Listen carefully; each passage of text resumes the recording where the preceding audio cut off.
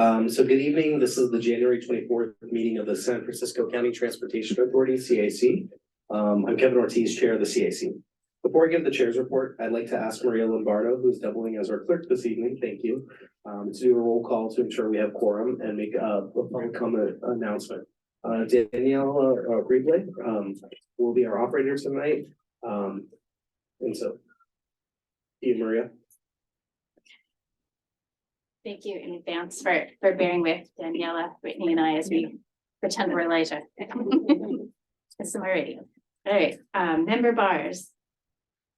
Bars absent. Member Chen. Chen present. Chen present. Member Daniels. Daniels present. Daniels present. Member Davidson. Davidson present. Davidson present. Member Kim. Kim present. Kim present. Member Levine. Levine present. Levine present. Member Milford Rosales. Milford Rosales present. Milford Rosales present. Member Ortega. Ortega present. Ortega present. Member Ortiz. Ortiz present. Ortiz present. Member Rockwood. Rockman present. Rockwood present. Member Siegel. Siegel present. Chair, we have quorum. I'll do a very quick public comment announcement. Public comment will be available for each item on this agenda via telephone by calling one of the numbers listed on the front of the agenda or joining the meeting through the Zoom link. Once you join, you'll be able to listen to the meeting as a participant. To make public comment on an item, when the item is called, members of the public participating by Zoom wishing to speak should use the raise hand feature or dial *9. Do not press *9 again or you'll be removed from the queue. When you are asked to unmute yourself, press *6 or the unmute button to unmute yourself. The live operator, aka Daniela, will advise you that you'll be allowed 2 minutes to speak. When your 2 minutes are up, we will move on to the next caller. Best practices are to speak slowly, clearly, and turn down the volume of any devices nearby. Thank you, Chair. That concludes the announcement. Great, thank you, Maria. So I'm gonna now move on to the chair's report.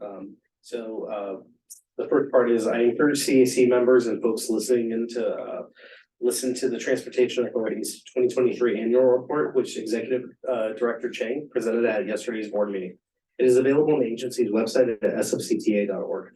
It's a great reference on the agency's overall work program, providing brief updates on planning, project delivery, funding, transparency, and accountability efforts. And I'd like to pass that along that Director Chang gave a shout out to the CAC roles as part of the presentation. This month, the Transportation Authority launched outreach for the Mission Bay School Access Plan. A new elementary school is being built at 6th and Mission Bay Boulevard South. The Transportation Authority, in collaboration with SFCTA, is developing the Mission Bay School Access Plan, which will examine ways to improve school connectivity to the transportation network. The plan aims to identify key barriers to active transportation to the Mission Bay School, as well as segments of the existing bike network that should be improved. The first round of public outreach is underway with community engagement events to prioritize safety and connect Mission Bay School site to the broader citywide active transportation networks. Events include meetings with key community-based organizations, an in-person and family-friendly community workshop on February 24th, and an upcoming survey. Learn more at sfcta.org/Mission Bay School. Before I shift to meeting management, I wanted to share that this will be my last meeting serving on the CIC. I was appointed in December of 2019, right before the pandemic, and I've had the privilege to serve for the past 5 years. It's been interesting to see, where our transportation funding goals have gone pre-pandemic, during a pandemic, post-pandemic, and it's just been really a privilege to really learn and serve beside all of you. And I look forward to continuing and cheering you all on from outside. And so, yeah, just really proud of all the work that folks have done on the CAC. So that being said, we're going to now move on to meeting management. CAC members, if you'd like to speak, you can indicate that do so by standing your name card up on its end, so it's pointing up. I ask that CAC members to wait until I call on you to speak, then press the red star on the base of the microphone to turn it on. You should see a red light turn on below the mouthpiece. Please turn off the microphone when done speaking by pressing the red star again. Be sure to directly speak into the microphone so folks in the back of the room can hear you. Please limit your questions to a max of 2 questions per agenda item. Today we also have a really long agenda, so we definitely want to keep our comments very brief. Presenters, please only respond to questions if requested by myself, and also keep presentations brief as well. And then CAC members and folks in the hearing room, please turn off or silence all electronic devices and computer notifications during the meeting. That's it for announcements. Are there any questions or comments from CAC members on the chair's report? Seeing none. Is there anyone in the hearing room wishing to give public comment on the chair's report? Like public comment.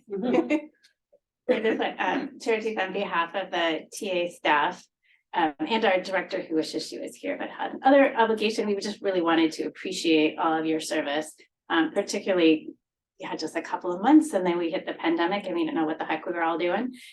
So yeah, maintaining that participation engagement even in the virtual forum and sticking with us, we really appreciate it. I have a small token of appreciation, a certificate, and Cynthia brought some sugar for all of the CAC members and probably our audience to enjoy too in celebration of charity. So thank you. Thank you. And then I will ask the operator to check for public comment. Checking for public comment. So, Sarah Bars has her hand up. Hello, can I start my comment? Yeah. Yes, okay, very good. Hi, I am the District 7 representative, and unfortunately I have COVID, which is preventing me from attending this meeting with you all in person. I just wanted to use this public comment to recognize Chair Ortiz, and I am so thankful for his leadership, and I'm very sorry to see him go. That's all I wanted to say. Thank you, Sarah.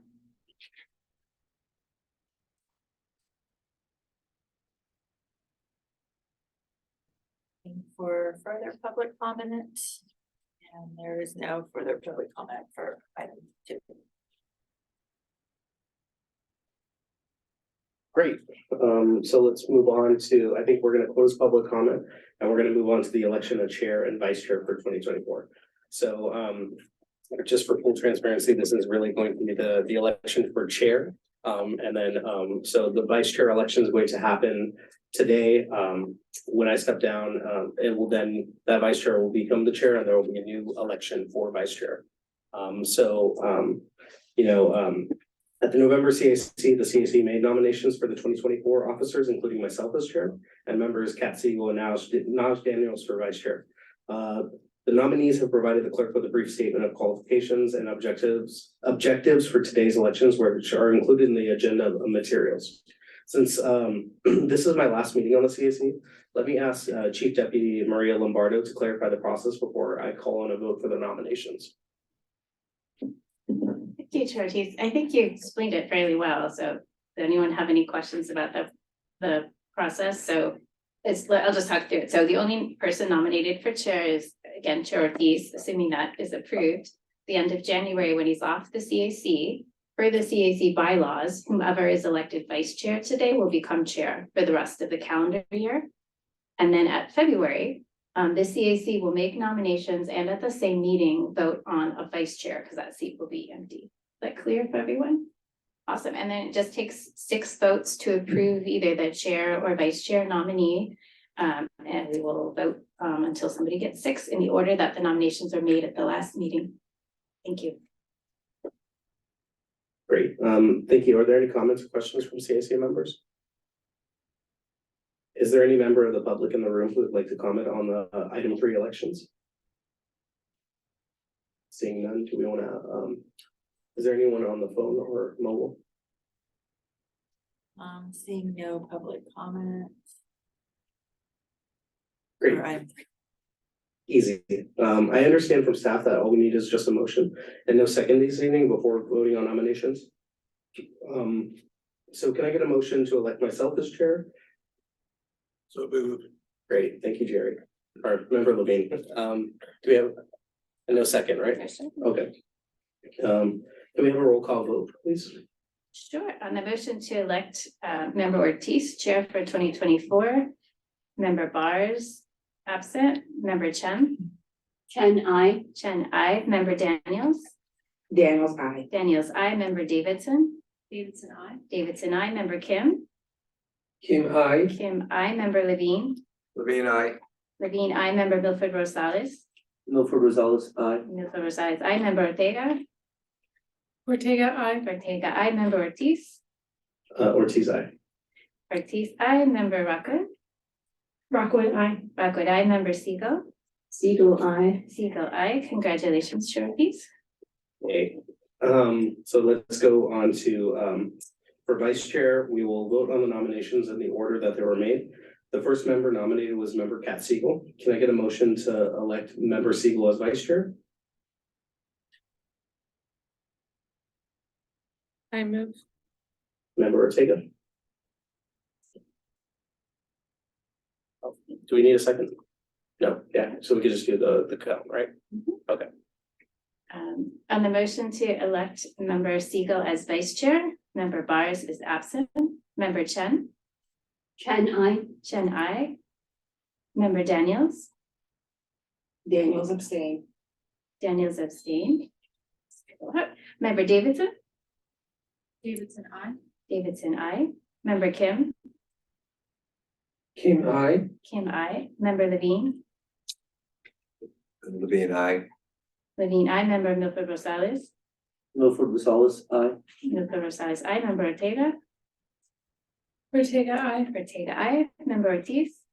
Ortiz, aye. Ortiz, I. Member Rockwood. Rockwood, I. Rockwood, I. Member Siegel. Siegel, I. Member Siegel, I. Congratulations, Vice Chair Siegel. I hope you throw your name in, but we're not supposed to wait. Congratulations, I hope that those positions take effect immediately. Great, so now let's move on to item, or to the consent agenda. Items 4 through 7 comprise the consent agenda. Staff is not planning to present on these items. If a CAC member wishes, any of these items may be removed and considered separately. Do any CAC members have any questions or comments on the consent agenda? Great. Is there anyone in the hearing room wishing to give public comment on the consent agenda? Anyone on the Zoom? Checking for public comment, no public comment. Great, that's easy. So can I have a motion, a second to approve items 4 and 5 of the consent agenda? Motion to approve. Great, Moved by Chen, seconded by Siegel. Call a roll call vote. yeah, do After, we have to? after this one, I may be able to do same house, same call. Okay, cool. Okay, and the approval of the consent calendar items 4 and 5, member Bars absent, member Chen. Chen, I. Chen, I. Member Daniels. Daniels, I. Daniels, I. Member Davidson. Davidson, I. Davidson, I. Member Kim. Kim, aye. Kim, I. Member Levine. Levine, I. Levine, I. Member Milford Rosales. Milford Rosales, aye. Member Rosales, I. Member Ortega. Ortega, I. Ortega, I. Member Ortiz. Ortiz, aye. Ortiz, I. Member Rockwood. Rockwood, I. Rockwood, I. Member Siegel. Siegel, I. So I, we have 10 ayes, the consent agenda passes. Great, Was approved. perfect. We're gonna now move on to item 6, which is the audit report for the fiscal year ending in June 30th, 2023. Actually, Chair, I think Oh, that's sorry. on consent. Yeah, you're right. Yeah, that's Yeah, okay. item 8, adopting a motion of support to adopt 4 2023 Prop L 5-year prioritization programs and amend the Prop L strategic plan baseline. This is an action item. And so we're gonna be having Mike Pickford, Principal Transportation Planner, here in person. Welcome. Thank you. Give me 1 second to bring up the slides here.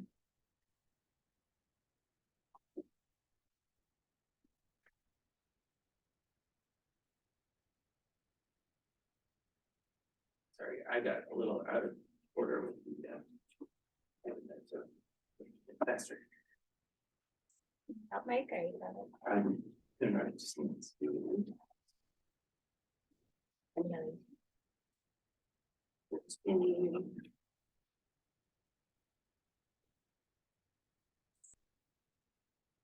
That should be all set.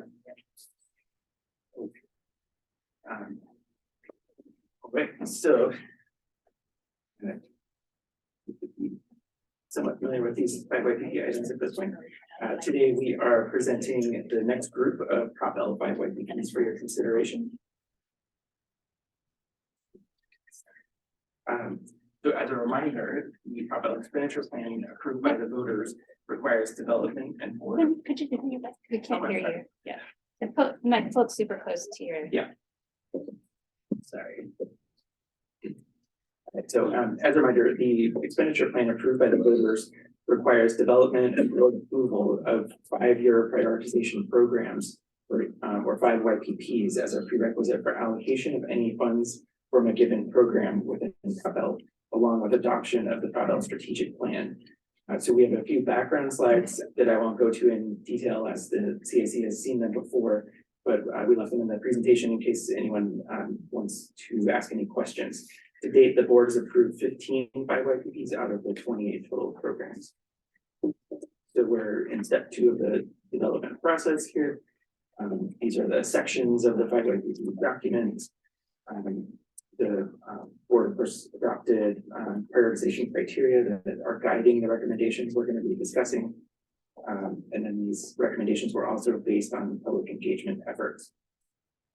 So here are the 4 5 YPPs that we are recommending for approval today.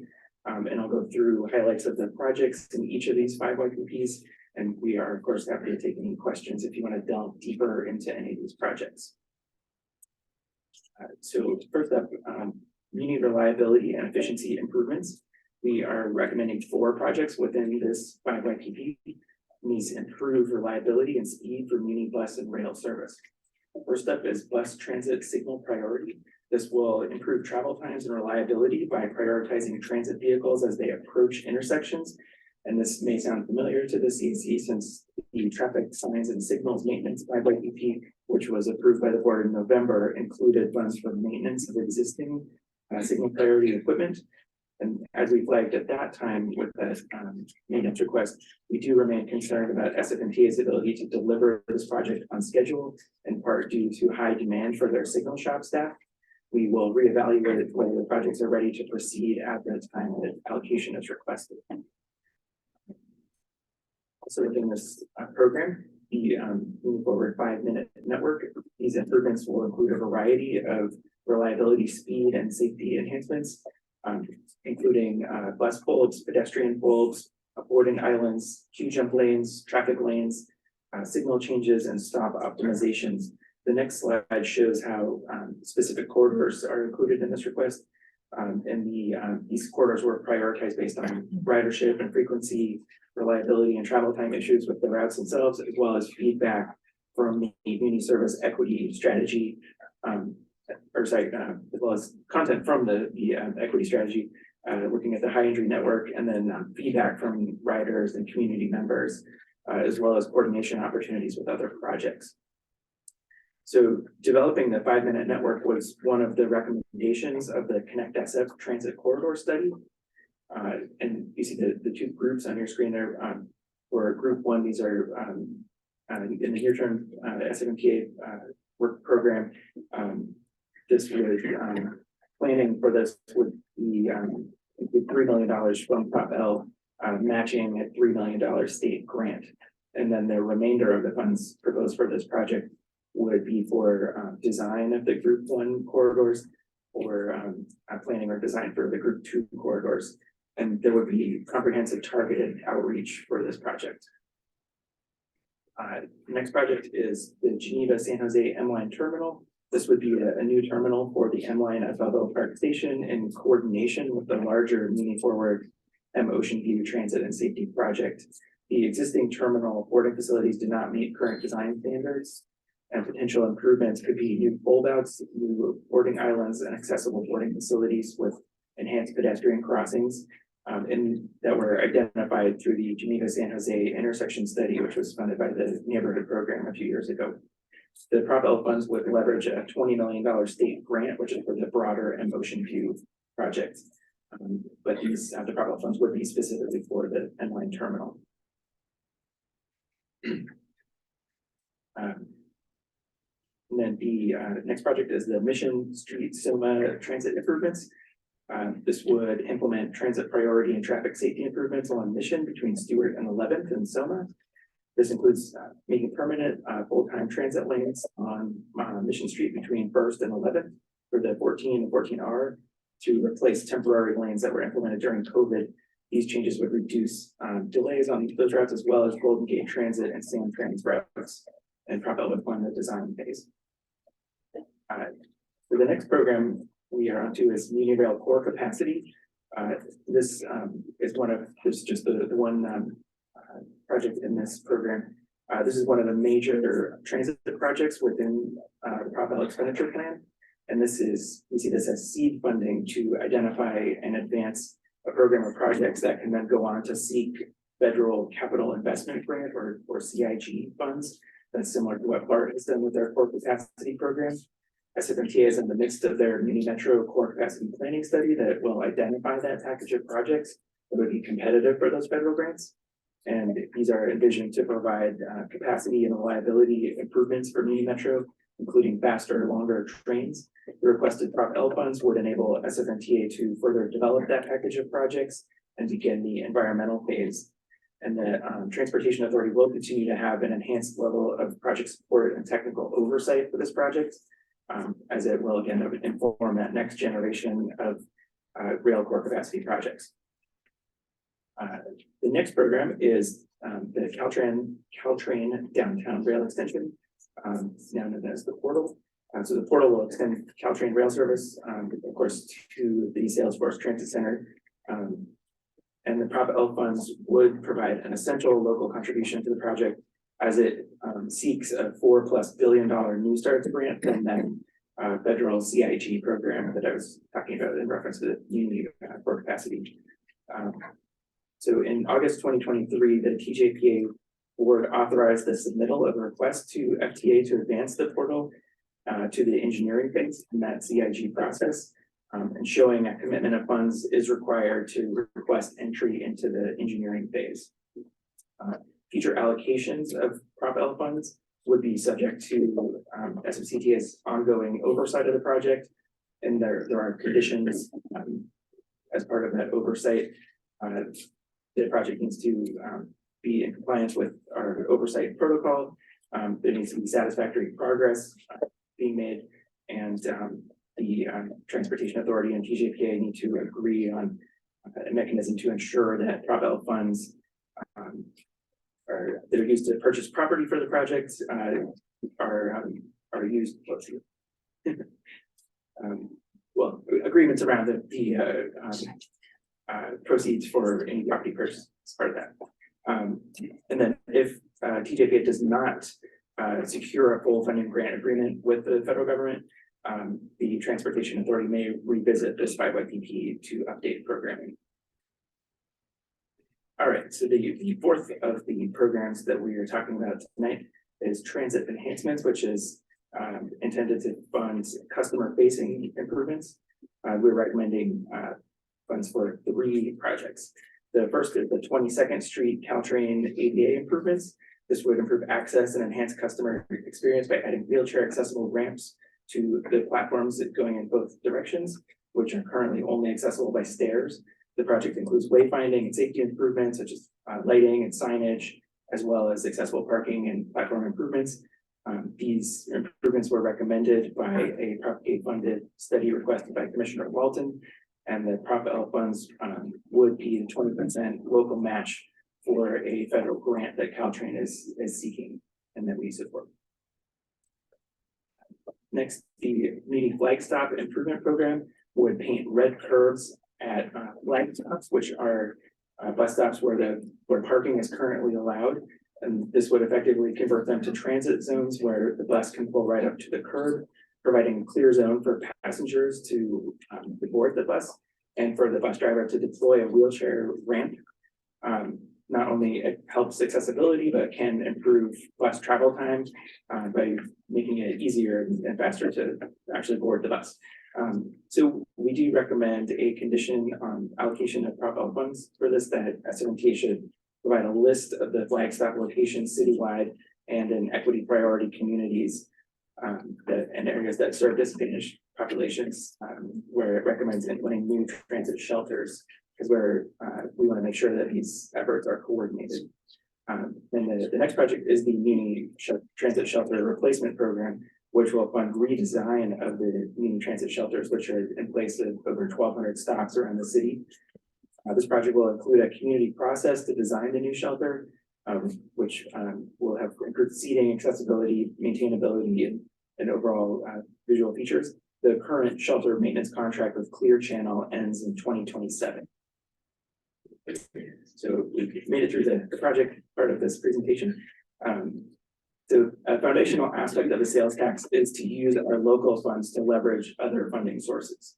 So this slide shows the expected leveraging from each of the 4 programs that we talked about versus the anticipated leveraging with the actual projects that we're recommending. So we can quickly go through row by row. For community reliability and efficiency, the anticipated leveraging from the recommended projects is below the expected leveraging, but we do expect that leveraging to improve as SFCTA secures grants as they move into construction of the projects. And we also will continue to push for improved leveraging in the earlier phases as we get into the actual allocation requests.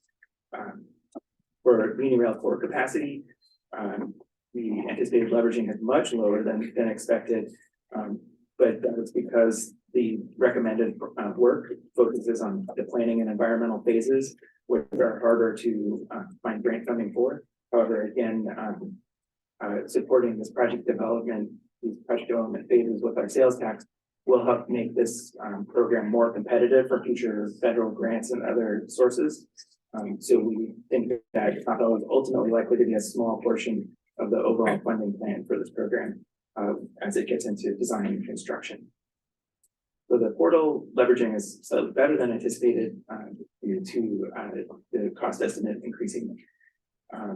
And for transit enhancements, expected leveraging is higher than what we anticipate for the proposed projects.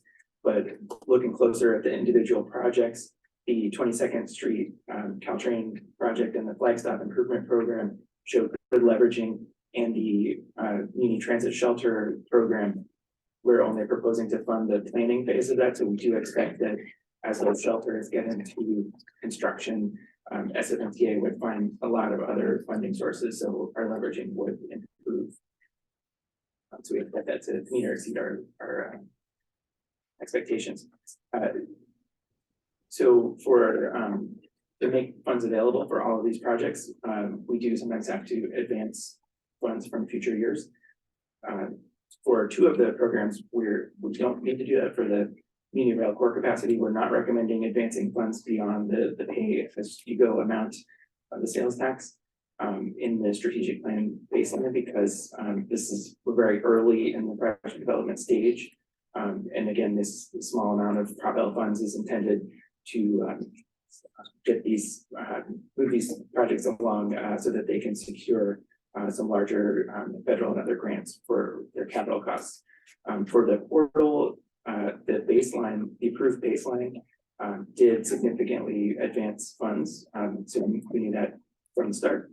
So we are not recommending any additional advancing at this point. For community reliability, so we are recommending advancing in 2 of the programs. For community reliability and efficiency improvements, we are recommending advancing $9.3 million.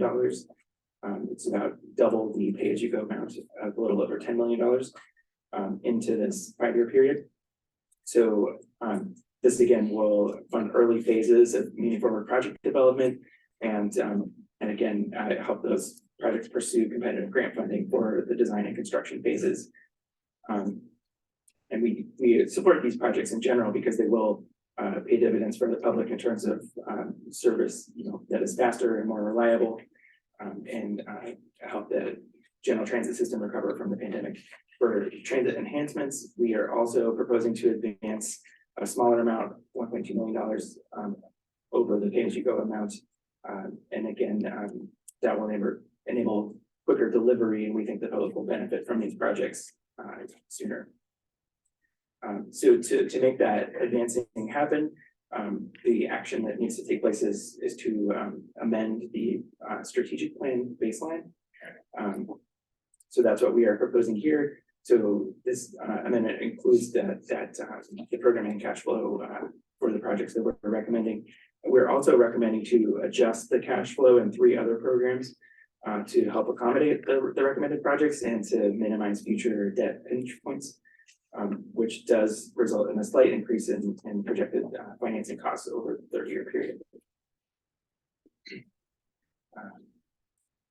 And then finally, we are working with project sponsors to develop the remaining 8 5YPPs, and we will bring these to the board over the next few months, followed by adoption of the final strategic plan.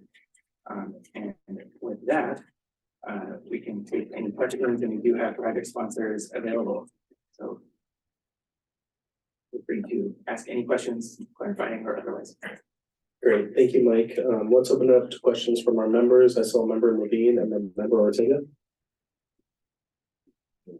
Thanks for the presentation. And just quick question, on the item, the flag stop improvement program. I was just curious about, it talked about parking spaces being lost. Can you estimate now how many spaces will be lost? I would ask SFMTA if they have a specific number. But we're talking about on the order of 1,200 flag stops. And each one of those would have at least one spot. The basic improvement is a 20-foot red zone, but there are certain cases where different improvements would be recommended. But is there someone from SFMTA who can provide a more precise answer? Dustin White seems to be on. Good evening, Dustin White, Transportation Planner within the Streets Division at SFMTA. I'm the project manager for the flag stops improvement project. Yeah, the rough estimate I would give at this point is that about half of the flag stops are going to involve parking removal. We've already begun work on this project, and what we're seeing so far is approximately half of the stops we've evaluated end up needing a space to actually be removed. So ballpark, I would offer several hundred parking spaces would be removed if we do this throughout the system. I'm sorry, I missed that. What was the number? If things continue as they have throughout the course of 2023, where we've evaluated a handful of routes, I would guess that we'd be looking at roughly 600 parking spaces removed. Good, thank you very much.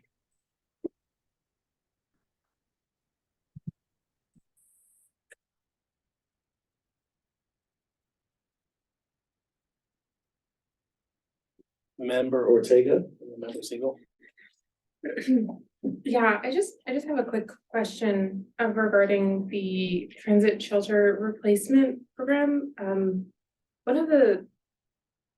I didn't see it. I'd love to see an attachment or location of areas that you guys are thinking of either adding or replacing shelters, because not at this time, we have a long agenda. I would just love to see it and make it also have it open to have recommendations by the public. The one I'm thinking of in particular is Market and Church, where they moved the J stop from one side of the street to the other. I've been standing in the rain a lot lately, and I would love a shelter, and I think that a lot of people would too. So I just love to see a list, and this can be sent after the meeting, of the proposals of if there are more stops being added and the replacement of them as well. Thanks.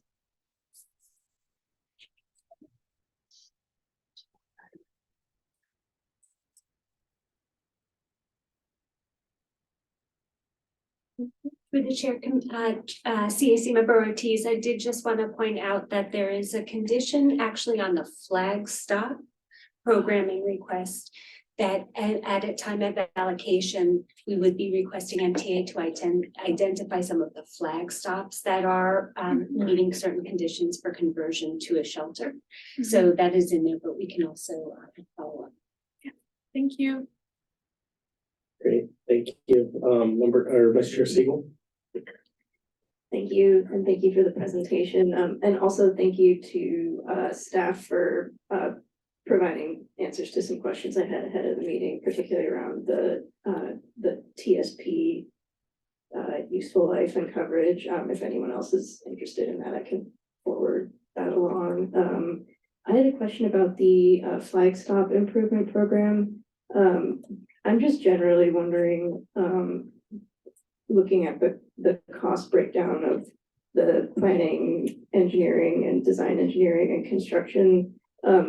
Is there, I'm trying to understand if there are like materials costs outside of the red paint, or if most of this money is going towards personnel. It just seems like a large figure or a series of large figures for painting the curbs red, but I may not understand everything that's going into that process. So Hey. This is Dustin White again. The cost to paint a curb red is roughly $400 per stop, and the vast majority of that cost is labor. However, the flag stop conversion program includes both simply painting red curbs and also looking at additional enhancements, and primarily bus zones at stops where a short red curb is not going to meet the objectives of enhancing accessibility. And painting a bus zone is substantially more expensive, roughly $3,000 per location. So that's kind of the per stop costs that we're talking about here. And then of course there's a fair bit of labor cost involved with both just keeping track of the work and then going out and doing site visits at each of these stops. Also public outreach, going out, posting notices at each of these stops before we implement the changes. Okay, thank you for clarifying. Appreciate it.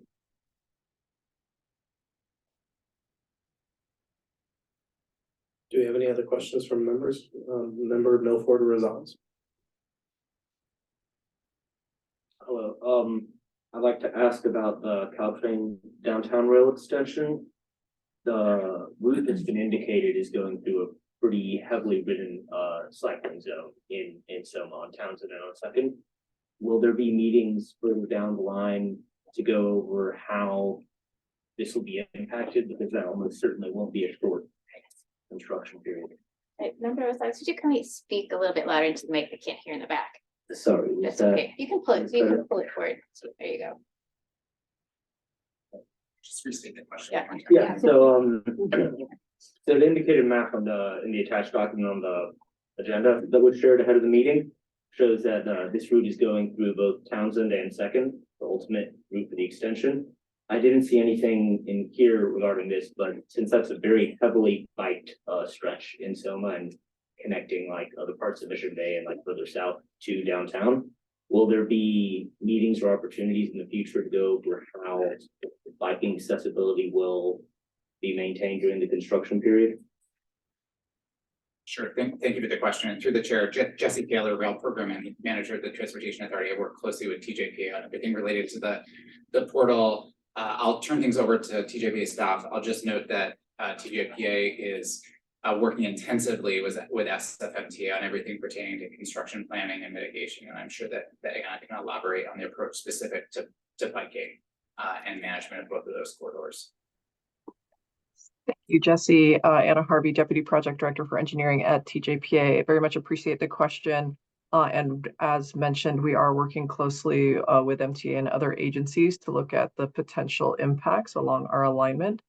Something that I did want to share is that over half of the project alignment is anticipated to be mined below the street. So direct street disruption is isolated to the ends of the project close to the Second and Howard and kind of between 3rd and 5th on Townsend Street. But there will be disruptions to the surface street configuration, and we're working with the transit operators, and we'll be reaching out directly to the bike advocate community to get input there. But we are working with bike planners at MTA as well as at Caltrain to look at what our options are.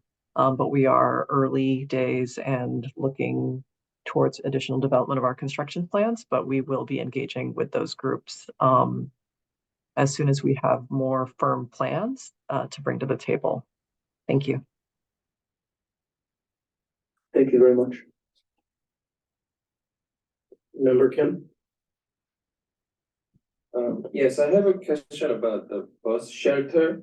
Right now, last year on the District One Gary improvement project, we relocate bus stop. So they converting angle parking to parallel and also relocate bus stop and then remove the old shelter. But we didn't have new shelter on the new location, so a lot of community members complain and they really request, why we didn't have shelter yet. But we heard even project going on, but the MTA forgot to apply the permit. That's why it takes a little bit delayed. So just I want to know, is it really just permit delayed? And then when do we have those new shelter? And I would say in the future, any other project, and then agencies should prepare in properly. Otherwise, in rainy season, new bus stop, no shelter, and so we have some issues on there.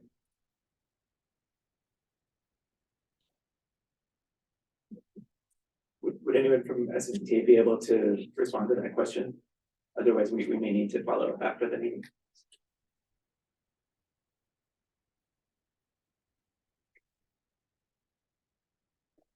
Looks like Member Kim will need to follow up.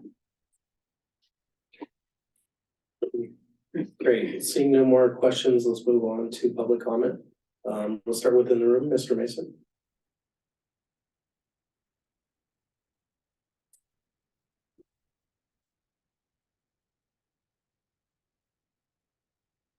I'd like to request all members, please speak louder than you are because I am in the back and I can't hear you. So please. Regarding the Muni Rail core capacity, the public comment I submitted, the forced transfer should not be allowed in this program. Everything talks about the possible future restructuring to remove 1 or 2 car trains from the subway. And the forced transfers, I provided photos of the difficulty it is to make forced transfers at Market or at DeVos. The communication-based control train system for $750 million has been advertised as adding capacity to the system. And population and the birth rate is declining. So the statistics for 2050 are certainly suspect. As I provided you, I hope you all read, or did you receive my comments on that? So you know what the specifics are. Population. So based on this footnote 22, with the subway running all the time, there should be absolutely no reason to exclude the J or the KRL from there. And you have to know the background to know what I'm talking about by reading the Connect SF documents. You just can't go and rely on, well, we're going to do something, this is going to happen. The other items that are there are the flag stops. They made a carte blanche request for flag stops. Well, that's okay on level ground. If you're going up the hills, and I give the example of Castro Street, 23rd, you don't want to be, you have to board on the flat pavement. Sorry, Mr. At Mason, you're at 23rd. And lastly, on the transit shelters, Mr. don't Mason, let the Arts we're at Commission time right get now. involved in, that's why we've got the Mr. Mason, bike shelters that we have now. Mr. Mason, we're at time. And for 2 minutes, for 6 items. Mr. Mason, we're at time. Thank you.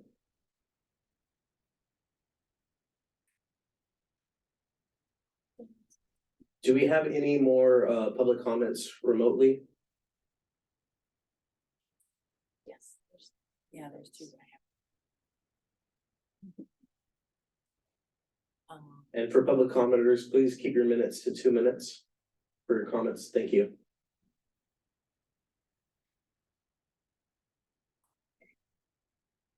Karen Kennard. Go ahead, you can start. Your 2 minutes begins now.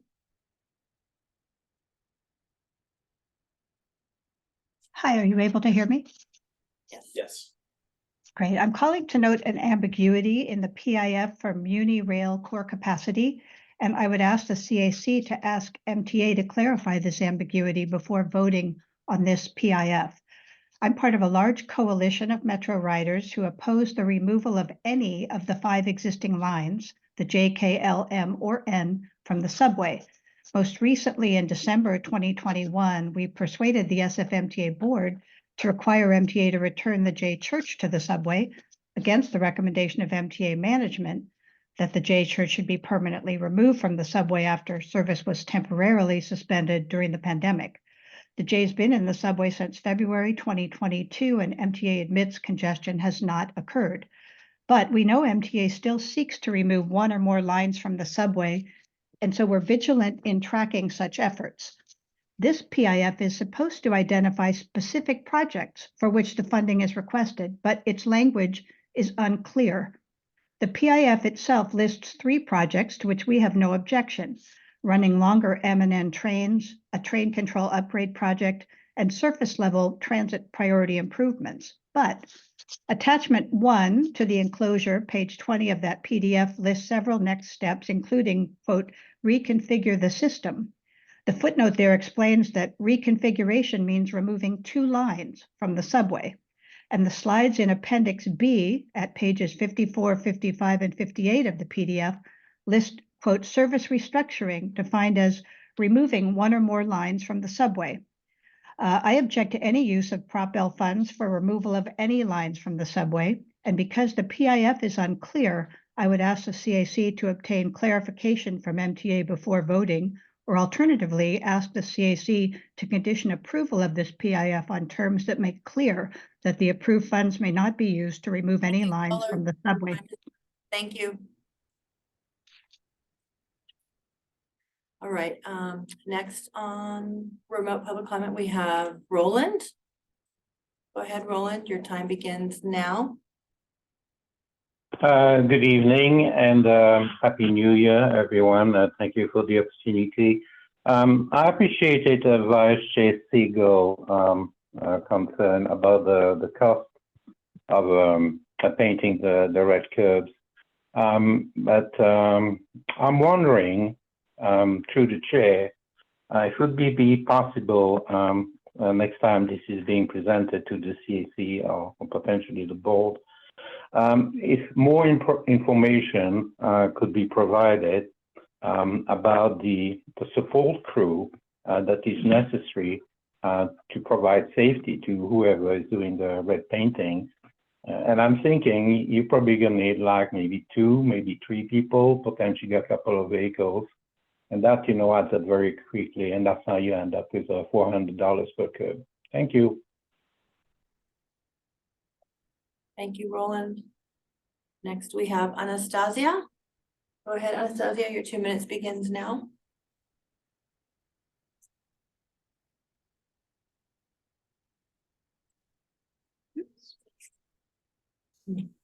Okay, I think you can hear me now. I also live in Noe Valley, as Karen Kennard does, and Ed Mason, and we are opposed to the restructuring of these subway lines to eliminate the J or other lines from going into the subway. The new control system should accommodate any increase in demand by retaining any lines not in the core N, M, and shuttle lines. I'm relieved to see that in your assessment of the Muni Rail core capacity, no advancement of funds is proposed at this time. It's a very bad idea. We had it from December 2021. We had to get off the train, forced transfer at Market and Street and go over the tracks and slip around, and it was just horrible. We need our line to go all the way downtown, just as it has for over 100 years. So I'm hoping that you'll strike out and eliminate the J or other lines from going into the subway, because the new control system should address that. Thank you. Thank you, caller. Next, we have David. Go ahead, David, your 2 minutes begins now.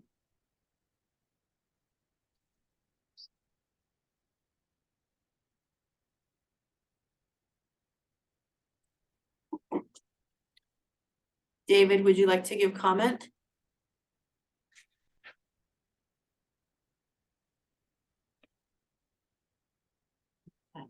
Changes. Okay. Maybe next time. All right. All right, Okay. seeing no more public comment, this is an action item. Can I entertain a motion?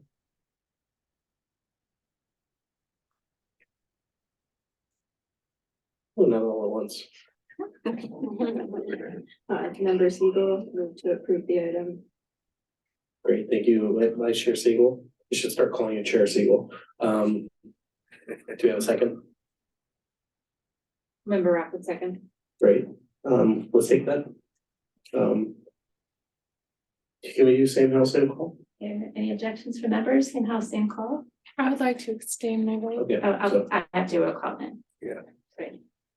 On item 8, member Bars absent, member Chen. Chen, I. Member Daniels. Daniels, aye. Daniels, I. Member Davidson absent. Member Kim.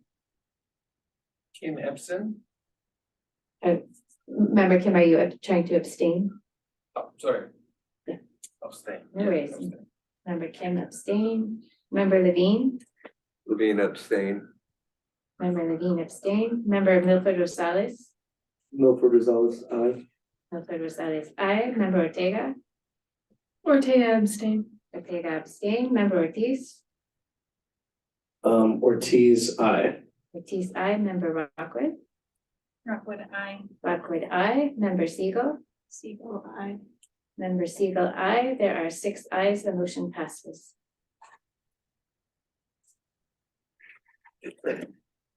So,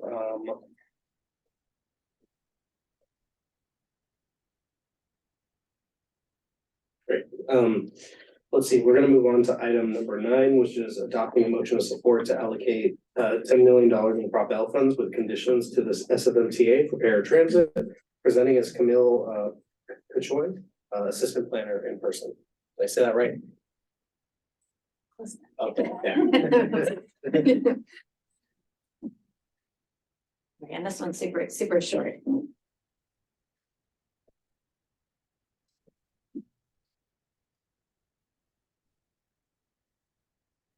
Good evening. Good evening, CIC members. I'm Camille Koshwa, Assistant Transportation Planner, and today I will present the Prop L allocation item for SFMTA's paratransit. This one Prop L request is for approximately $10.5 million for paratransit to fund the operations phase. This is an annual request, and paratransit services, which include door-to-door van, taxi, and other transportation services, are provided to persons with disabilities who are unable to use fixed route transit service and are certified eligible according to federal criteria. Here we have the funding plan. So for this fiscal year, SFMTA is requesting less than the Prop L programmed amount of $13.1 million for fiscal year 23-24 due to the availability of about $2.6 million in unspent Prop K funds from last fiscal year. Approximately $2.6 million remains as actual paratransit expenditures were below the projected cost for that year. The funding plan also includes another $2 million from fiscal year 21-22 Prop K. And this is largely due to reduced demand for ADA paratransit services from the COVID-19 pandemic.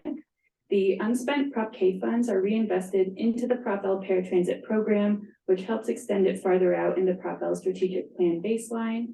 And as you can see, the funding in the funding plan, BART also provides funds for the SFMTA paratransit services.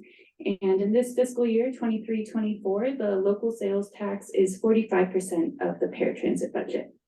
And with that, I'm able to answer any questions, and we also have SFMTA on the line. Thank you. Great, thank you, Camille. Do we have any questions from our members? Seeing none, do we have any public comment? Great, Mr. Mason.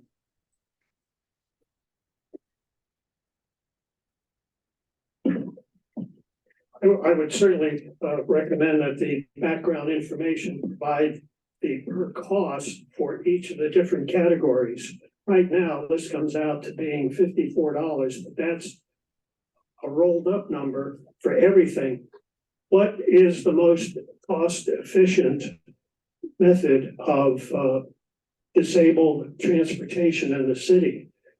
How much is the essential trip card costing versus the van versus possibly having a taxi involved? Because the taxi industry is hurting, and I think that they should be reconciled with what the cost is of this. You don't know, can anyone tell me what the cost is on any of this? No, you're just looking at one $54 number. But it really bothers me that there's not a more finite definition of what the cost is for transportation and whether there be other methods of moving people around in the neighborhoods by having dedicated taxis moving around that other cities are trying now. Well,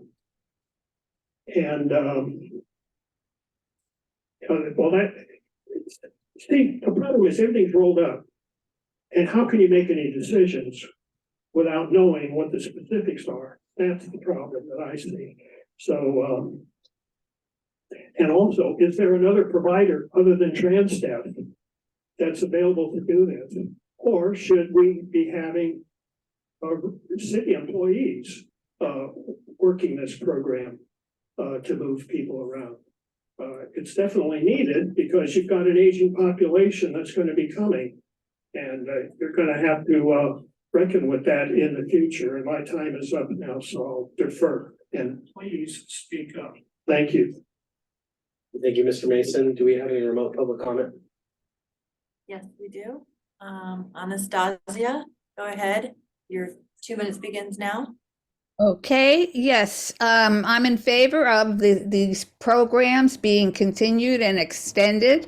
I myself use the Essential Trip Card. I'm a senior with mobility issues, and I find it for paying, let's see, I pay $18, I get $90 worth of taxi fares, not including the tip.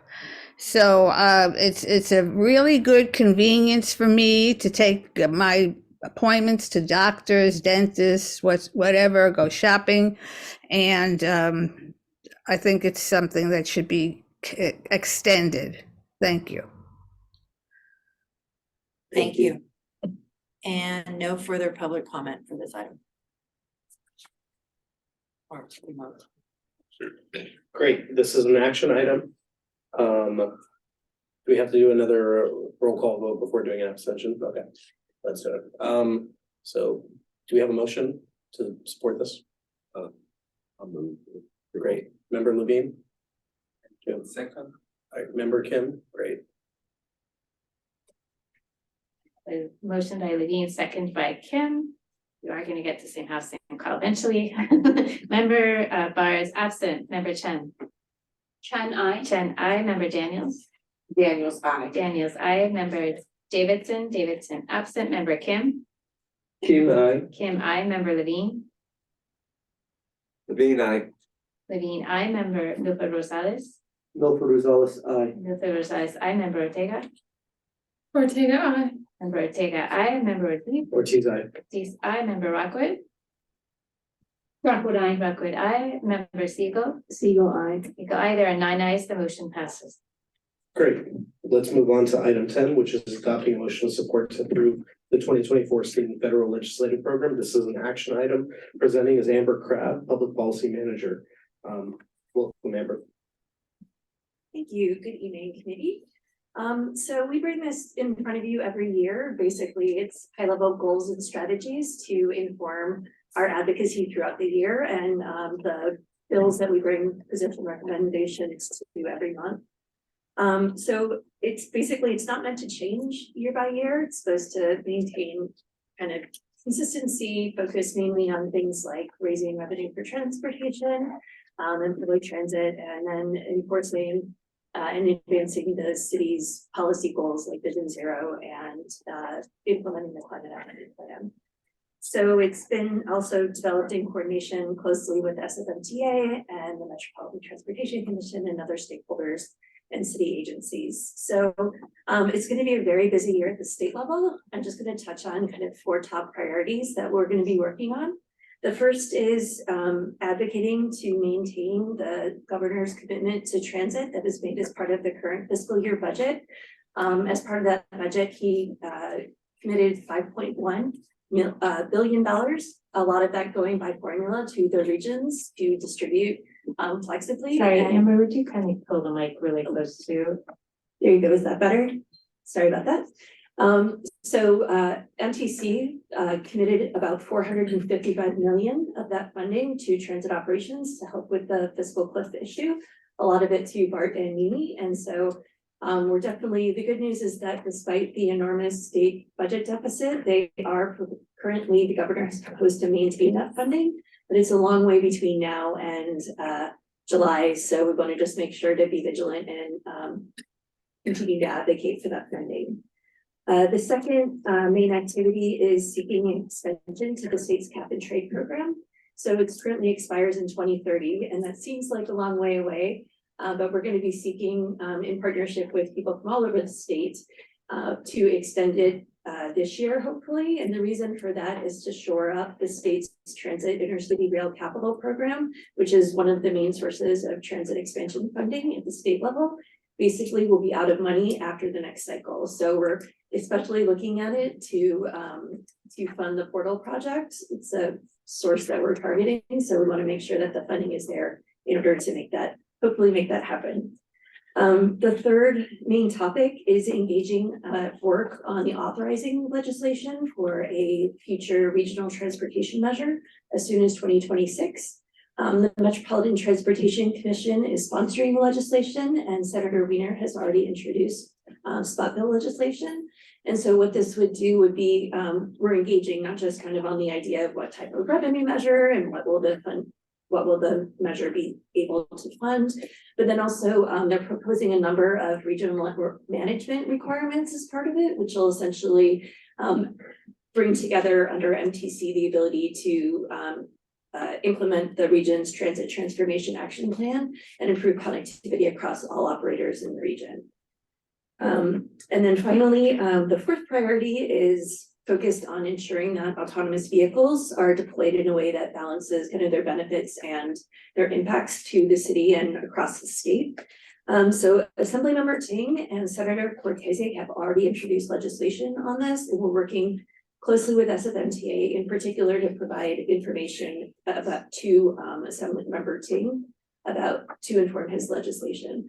So we're really looking to, the goal is to be supportive of the new technology. It has great promise, but really trying to focus on like common sense solutions and proposals around things like safety and transparency and accountability for the way that they're implemented. Excuse me. So with respect to the federal level, given the composition of Congress, we're not likely, especially being an election year, not likely to get much done. Other than hopefully continue to have a functional and funded federal budget. And then one special key priority at the federal level will be supporting the advancement of the portal through the capital investment grant process. And then also hopefully work is going to already start on the next federal transportation bill, and we'll be engaging in those efforts as opportunity allows. So happy to answer any questions you have. And I'm sorry, my voice is going out. I'm not sure why. Great, thank you, Amber. Do we have any questions from members? Member Kim? Yeah, here's a funding lower the 2/3 super majority vote approval requirement for transportation taxes. So if this one passed, when before 66.7% approval goes down to 55% in San Francisco, right? It would be statewide. Oh, statewide. The Proposition 1A, is that, or the Constitutional Amendment 1A, yeah. statewide for infrastructure and other types of projects, primarily infrastructure projects. Okay, thank you. And Chair Siegel. Thank you for the presentation. My question is actually on the same item. I know that this is the attempt to lower that threshold has been up in previous legislative cycles. I assume that's a priority for the TA. I was wondering if that's something that you know if it'll be like what are the chances of that moving forward this year? Because that would be really great for transportation funding measures. Well, the good news is that last year the Assembly placed a constitutional amendment on the ballot. I think it's in November. It's in November. I think so. In 2024, that would do that. It would reduce it from 2/3 to 55%. So it's up to the electorate now, but I think everyone's really excited about what it may do. It would only be for capital projects, and so we wouldn't be able to use it to help with the operating deficits, but it still could be a really great opportunity. And would that measure only need to be approved by 50%? Yes. Okay. Thank you. Great. Member Kim, is yours back up? Any other questions from members? Seeing none, do we have any public comment, Mr. Mason? Thank you. Regarding constitutional amendment ACA 1, this is the first step. I view this as the first step towards dismantling Prop 13. So this is my opinion of that. The Vision Zero goals, there just needs to be an attitude change. I saw a vehicle that was a sporty looking BMW with shaded windows on it. And in the back it said, live fast. And I thought to myself, you know, that's really an attitude change, because if you want to live fast, you really don't care about safety. And there's absolutely no consideration or a culture of safety in this community that we have, let alone anywhere else.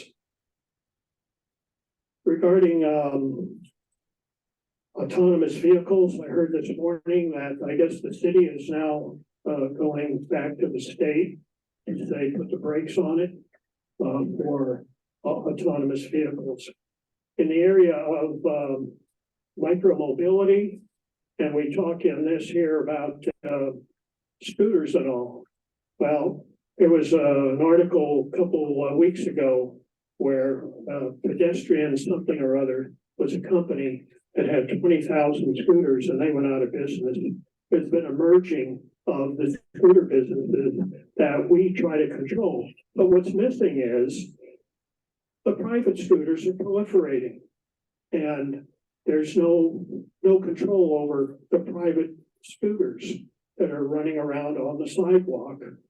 And, you know, and as you have seen, I've submitted documentation, or plus I'm going to send some more when I get time, documenting all of the sidewalk scooters that are in the area, and there's absolutely no control over it that needs to be established. Thank you. Thank you, Mr. Mason. Do we have any remote public comment? Checking for remote public comment. There is no remote public comment. Great. That being said, this is an action item. Do we have a motion for members? For Siegel, I'll move the item. My mic's not working. Thank you, Chair Siegel. Do we have a second? Mr. Mason. Mr. Mason, your mic is still on. Yeah, Kim, second. Great, Member Kim, thank you. So we're going to now do a roll call vote. Unless you would like to do it without objection. Yeah, no Same objection. call. Woohoo, congratulations. Yay. Item passes. Great. So let's move on to item 11, which is adopting a motion of support to release 138,000 in previously allocated Prop L funds to the SFMTA for Vision Zero Education and Communications speed safety cameras. This is an action item. Presenting will be Win No, Vision Zero Program Manager, and Shannon Hawk, Program Manager from the SFMTA. Welcome. They are both remote, so if MTA can flip their slides.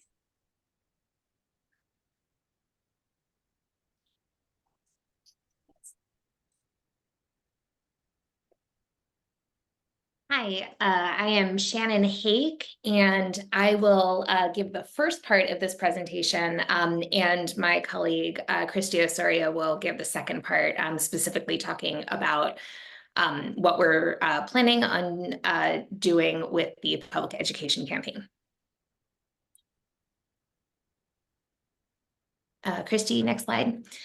So I'm Shannon Hake, again, Program Manager for Speed Safety Cameras at SFMTA, here to give a brief update on speed safety cameras and kind of set the stage for what we're hoping to do as part of the public education campaign. Next slide. So Assembly Bill 645 passed about 3 months ago now. And it allows speed cameras in San Francisco and 5 other California cities for a 5-year pilot period. The law is very specific in laying out where cameras can be implemented, how they'll be implemented, and what success for a speed camera program looks like. The key points I'd like to draw your attention to are just a couple. One is that these are civil penalties. They're not moving violations. Penalties would be issued to the owner of a vehicle, so not necessarily who was driving the vehicle. The state law specifies, in fact, that we can't even take pictures of occupants of the vehicle.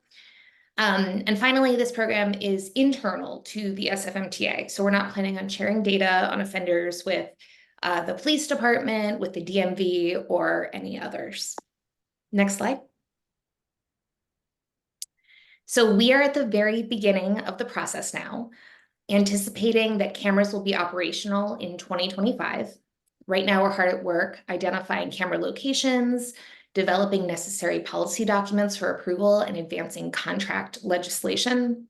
The stars that you see here show decisions or approvals that will go through the Board of Supervisors, and that's late April for the project-specific legislation, and May or June of this year for the use policy and the impact report. Next slide. I wanted to briefly explain how we're choosing camera locations.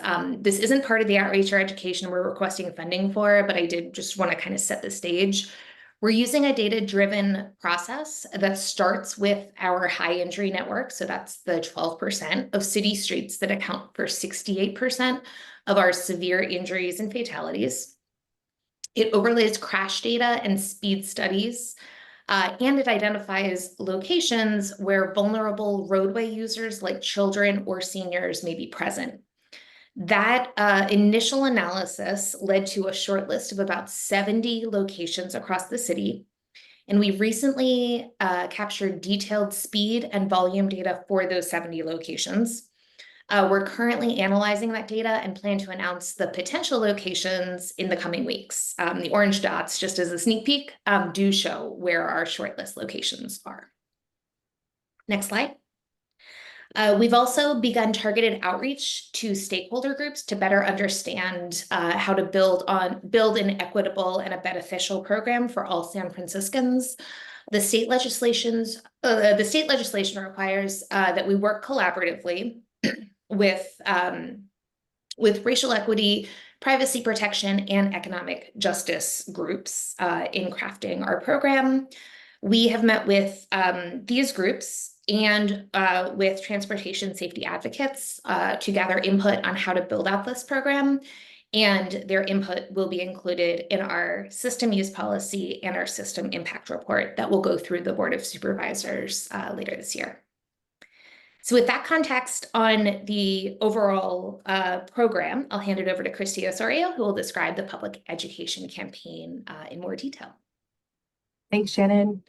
Hello, CAC. My name is Christy Osorio. I'm the Vision Zero Education Lead at SFMTA. And so thank you, Shannon, for setting up the stage for the program. Now I'll get into the public education campaign.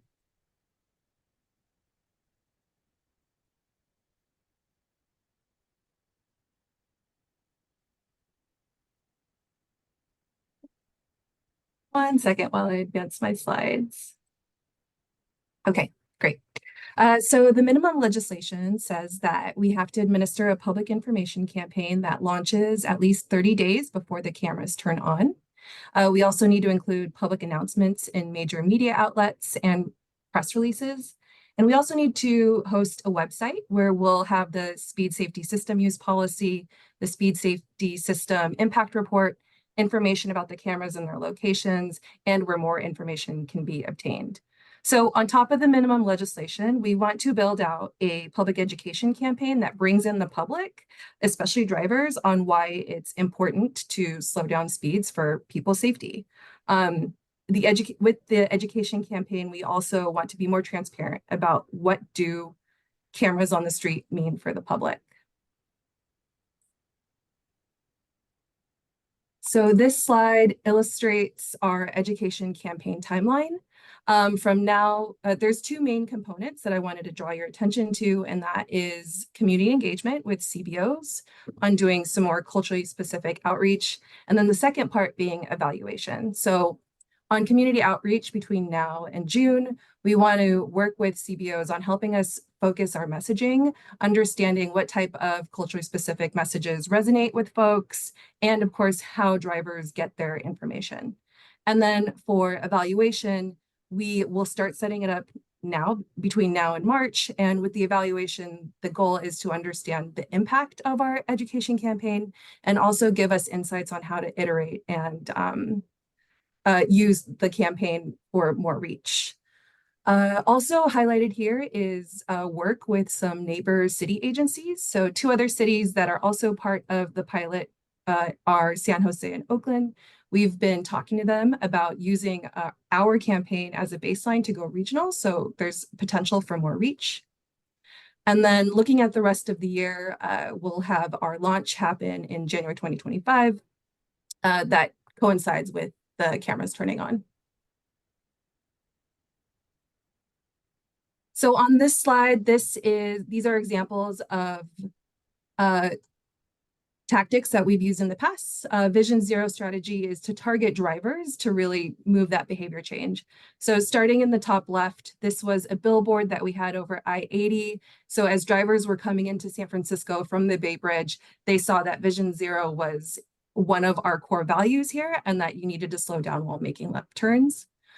We also do targeted web ads. So some of the moving ads that you see on this slide, they show up on phones, they show up on computers. We target based on folks driving. We also do geocaching. So if you're in a location close to the Hyadry network, you might get chosen to receive one of these messages. Bottom left, we like to leverage our SFMTA assets. So there's bus shelter ads. We also work with Clear Channel putting up posters or light pole banners, excuse me. In the middle is just an example of a focus group that we've worked with in the past on developing messaging. Again, this is understanding the language that we're using, the way that we're presenting information, and just making sure that it's culturally specific. And then on the right, just highlighting some other areas that you might see our work. So music streaming services, and again, in language. This slide is just a breakdown of our cost and funding. The total education campaign will come out to about $174,000. This is a combination of Prop L funds as well as MTA funds. And then lastly, just bringing you back to sort of like what are our upcoming milestones. And really what I wanted to highlight here is that there's going to be plenty of opportunities for us to come back to for us to bring the process forward to the public. We'll be at the MTA board and the Board of Supervisors and still aiming for a winter 2024 launch. And with that, happy to take any questions.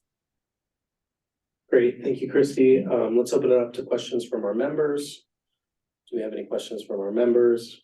Seeing none, I have a question, just particularly given that speed safety cameras also kind of intersect at that point of data privacy in terms of like, I guess I have two questions. The first one being, how the conversation's gone with data privacy groups, particularly about some of the concerns that have been raised, and then I'll ask my second question.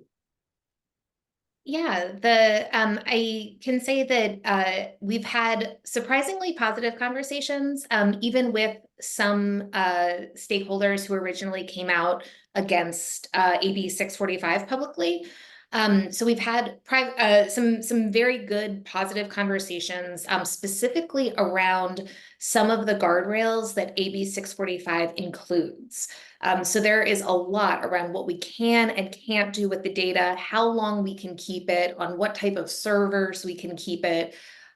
So there are a lot of guardrails that I think have addressed some of the concerns from the privacy community.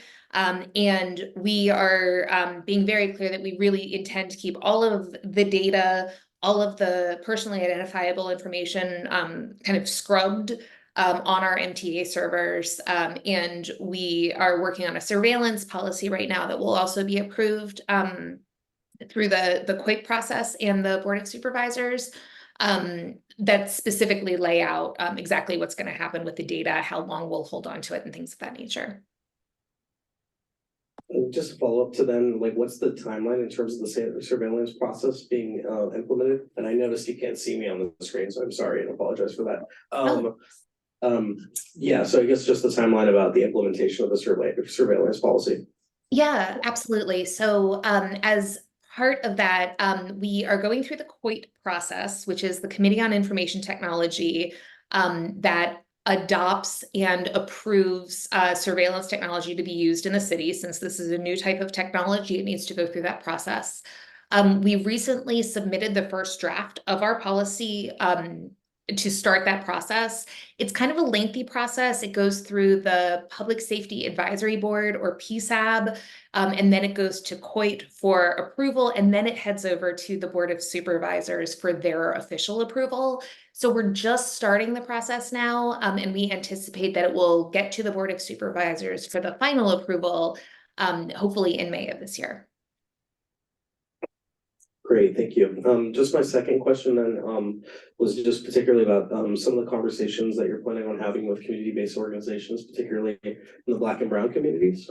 Just because I noticed that those conversations haven't happened yet, particularly with the Latino community. And so what kind of stakeholders are you looking at, like particularly for the Latino community and the African American community?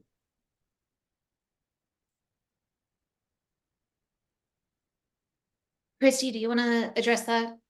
Yeah, just clarifying, is this for outreach or is this for camera location? Outreach. Yeah. Okay. Outreach overall. Yeah, so we have relationships with different community organizations around the city where we will have conversations around safety. Again, I think a lot of our work is around how do we repair the harms that we've already done. And so just being really transparent with what the process is and really working with them on how to develop that messaging. Great. I guess to follow up on that would just be specific organizations, particularly in the Latino community, that you all are planning on reaching out to? We haven't started planning that yet. Okay. Thank you. Member Ortega? Hi, I just, something that I would appreciate more clarification on, and this can be part of either your further outreach for the general public or just for myself, is you mentioned that it's going to be a civil penalty with a fine depending on the speed in which the driver's caught over. And so I think I have two questions. The first is, how are those penalties going to be distributed to the vehicle? And second, how can those penalties be either enforced or disputed? I'm thinking in terms of stolen cars, stolen license plates. We know that this is a common thing that happens, unfortunately. So I would like to just sort of understand sort of both sides of that, right? Like, how do you plan on giving people the fees? And then how do you plan on allowing people to contest fees, especially in cases of either a stolen car or a stolen license plate? These are great questions. So the first question, how we're planning on getting the notices of violation out to the owners of the vehicles. We have access to every state's DMV lookup information. So when our cameras capture a license plate and a state, we can then go to that state lookup table, identify the mailing address of the registered owner of the vehicle, and mail a ticket. So that would be sent within 14 days, so within 2 weeks of the speeding occurring. So it would be sent by mail to the registered owner where the vehicle was last registered in any state. For the second question, in terms of how, remind me, is it more like how we're going to enforce the penalties, or what was the second question? I'm sorry. A two-pronged question. I think it's what is, I'd like to understand the plan for both let's say I'm in an unfortunate situation, someone just stole my license plates. I get a speeding ticket 2 weeks later. How can I contest this? Because I wasn't the one driving the car. Yes. And I think the flip of that question too, which is someone's driving a stolen car, that like obviously is there anything that can be done on an enforcement measure for that person? They're related questions, and I don't think that there's a real clear answer for some of it. I just like to understand to the best of my knowledge, because I think a lot of people, when they see this, that's going to be one of their questions. Yeah, absolutely. So there is a process. Once you receive a ticket, you have a couple different options. Your first option is to just pay it. Your second option is to contest it and say that you weren't actually traveling at that speed. So that would essentially be like an appeals process, and that would go through the typical appeals process that we're building out, very similar to how you could appeal a parking ticket, for example. The third option is you can say you were not responsible for the vehicle at that time by submitting something called an affidavit of non-liability. That would essentially be what you would do in case of either your license plate or your vehicle being stolen from your vehicle, or if someone just stole your vehicle, was driving it without your authorization. You could complete the affidavit of non-liability, and there would be no financial penalty for that. And then finally, the fourth option, once you get the ticket, is to enroll in a payment plan or to certify your income so that you're eligible for a lower rate of penalty.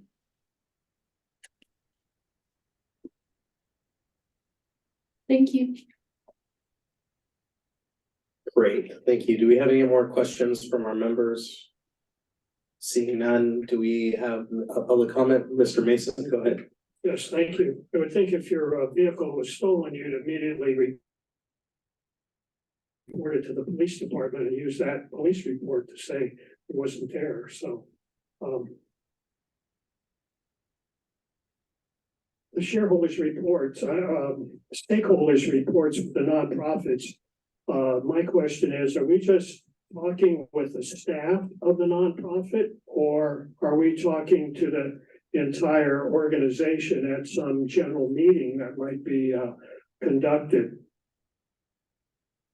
San Jose has a sign in their Vision Zero that says large signs on the streets that say "Drive like your kids live here."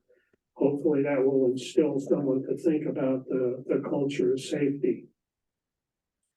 Well, I guess that's going to conclude my comments, but I think it all gets back to the culture of safety, and all we're trying to do is engineer our way out. And I really don't see much success in it. I think this Vision Zero, historically, when you look back at the data, is turned out to be a zero. So I'll conclude my comments there. Thank you. Thank you, Mr. Mason. Do we have a remote public comment? There is no remote public comment for this item. Great, thank you. I would just say, just kind of as some final wrap-up thoughts, really cooking out, the community-based organizations that are really key stakeholders in each of these neighborhoods to provide that outreach to. The transit space tends to fall short of actually reaching out to a lot of our community-based partners and folks that are leaders in the space. And there's some good folks that were part of the initial discussions, right? But definitely there needs to be more work done, particularly in that space. So That being said, I'm gonna entertain a motion for members to approve this item. This is Member Siegel. I motion to approve the item. Great, thank you, Chair Siegel. I'll second it. Thank you, Member Levine. Can we take the same house that Paul? Yeah. Ooh, yay, I like that. Motion approved. Perfect. So let's go on to item 12, which is the San Francisco MTA bike safety education classes and outreach overview. This is an information item.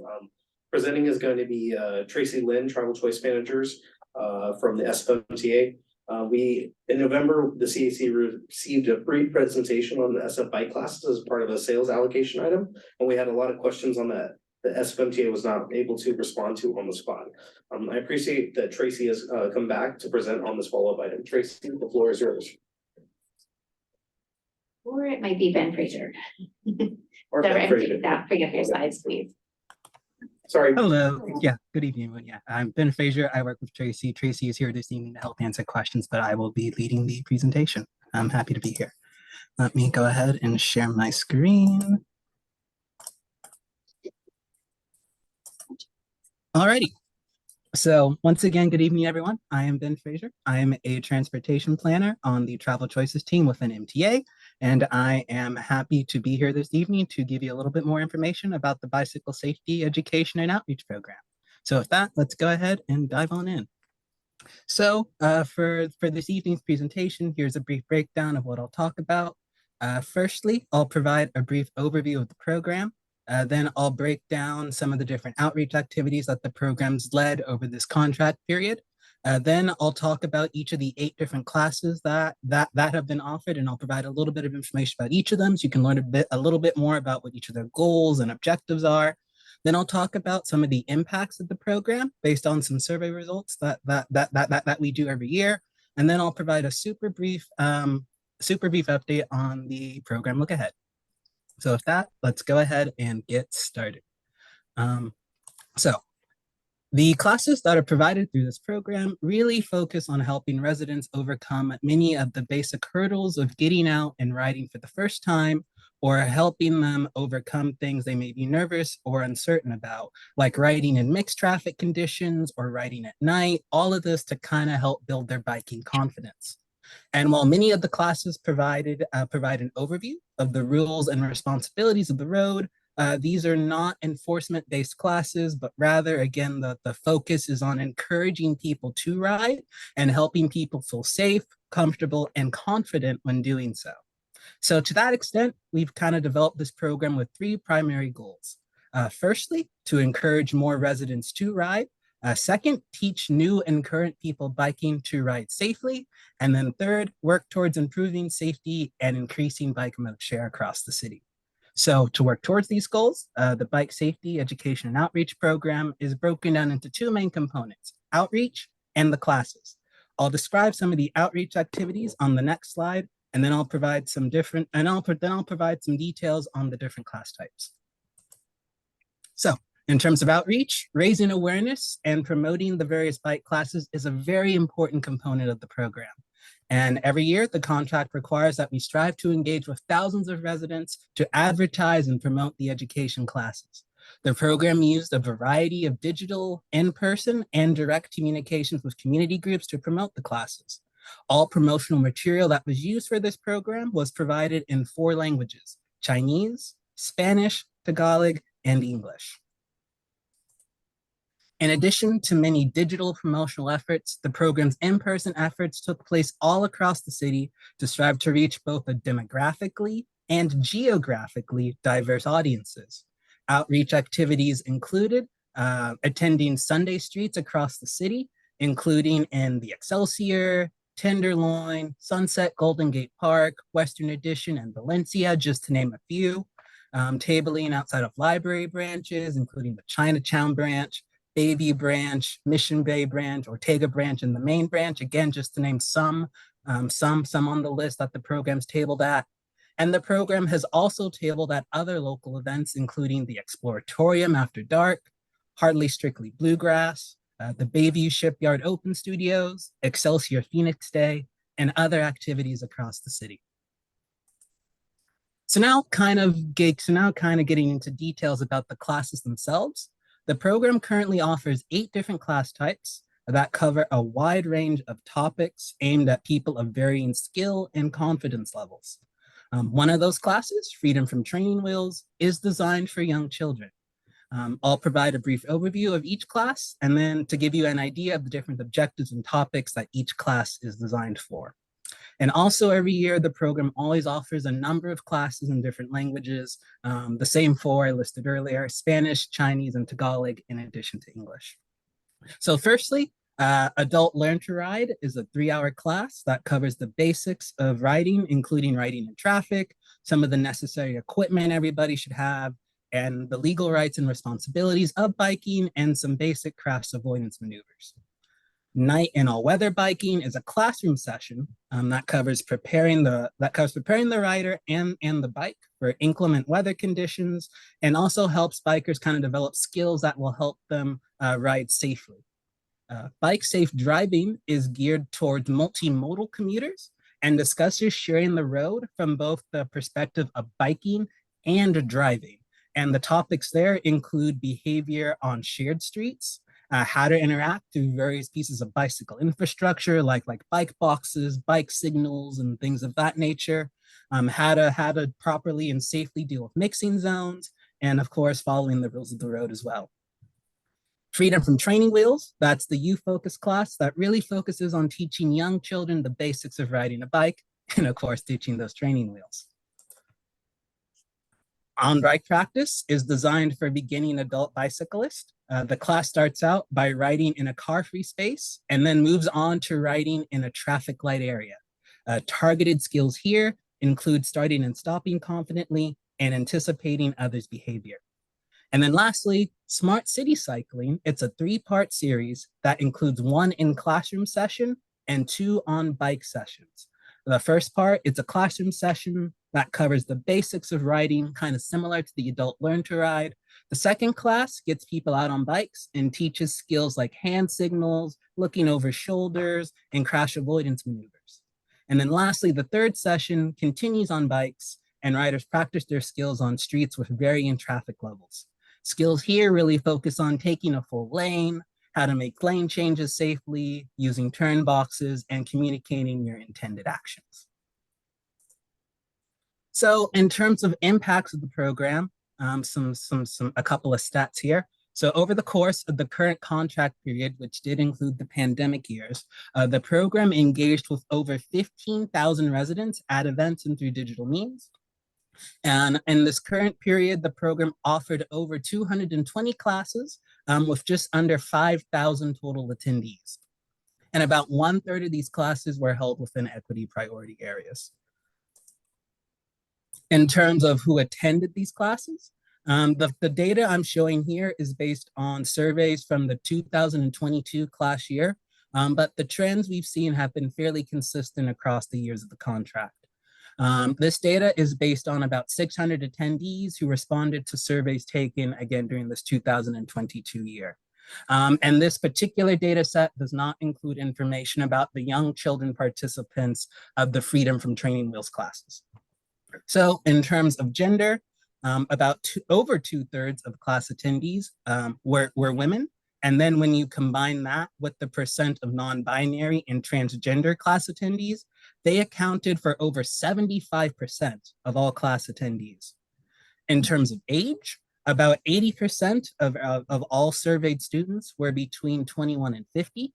About 50% of students were over the age of 60, and about 5% were between 14 and 20. And just again, this data excludes the Freedom from Training Wheel participants.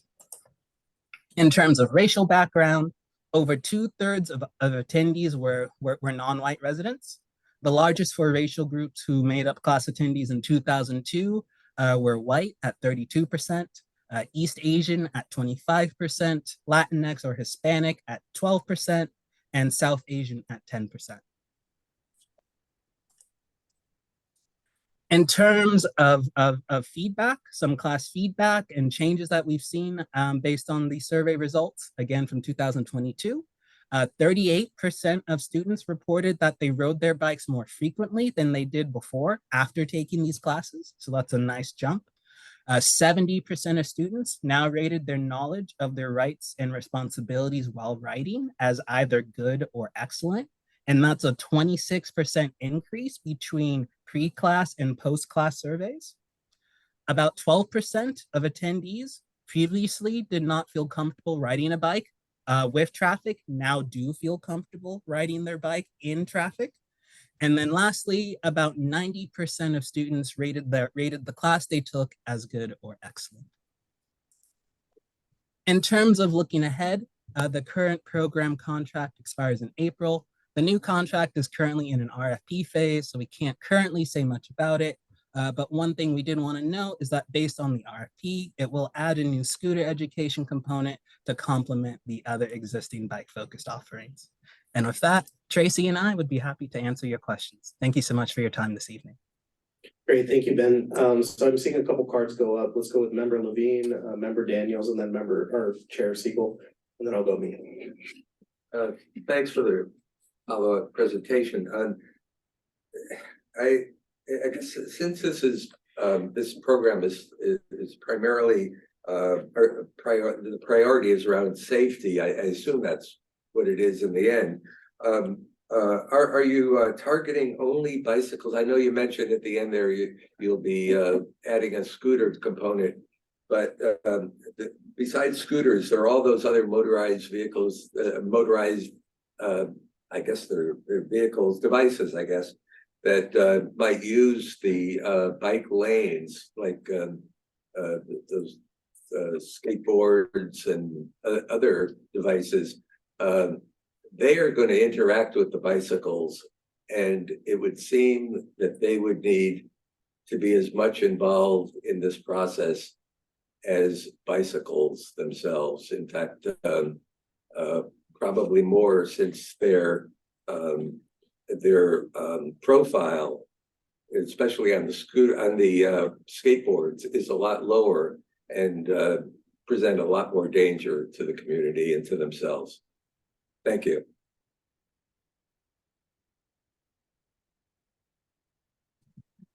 Hi, good evening. Tracy Lynn, Travel Choices Manager. Thank you for the input. That's exactly why we added a new scooter component for the next contract. Again, I am limited just legally with talking about that process at this moment, unfortunately.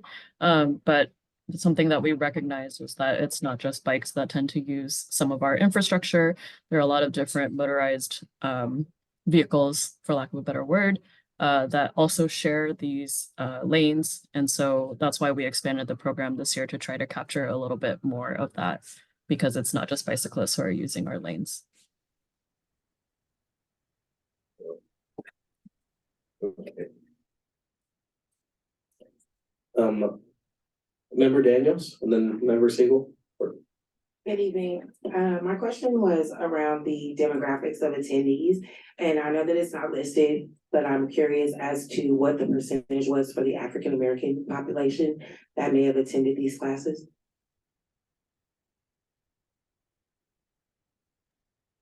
Yes, thank you for the question. So we only listed the top 4 demographic groups to keep our PowerPoint a little bit more concise. But I'm seeing that the 2022 demographics, so that was the last full year for which we currently have information. We expect to get 2023 information soon. The Black or African American population made up about 6% of attendees. And a follow-up question, is there any plan in the future to do a more direct engagement to that population? Yes, I think we certainly have opportunities, especially with the new contract starting later this year, to be able to improve our outreach engagement efforts. I think there's always room to improve, and that's the benefit of being able to have this information, is to identify where gaps currently exist and be able to do better moving forward.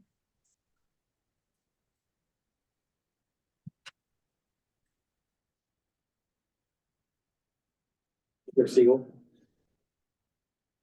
Thank you for the presentation. My question is related to member Daniels, I was wondering, well, I was also wondering if you all were doing outreach to try to increase participation from folks that are currently less represented, and also specifically, are the current classes distributed evenly throughout the city geographically?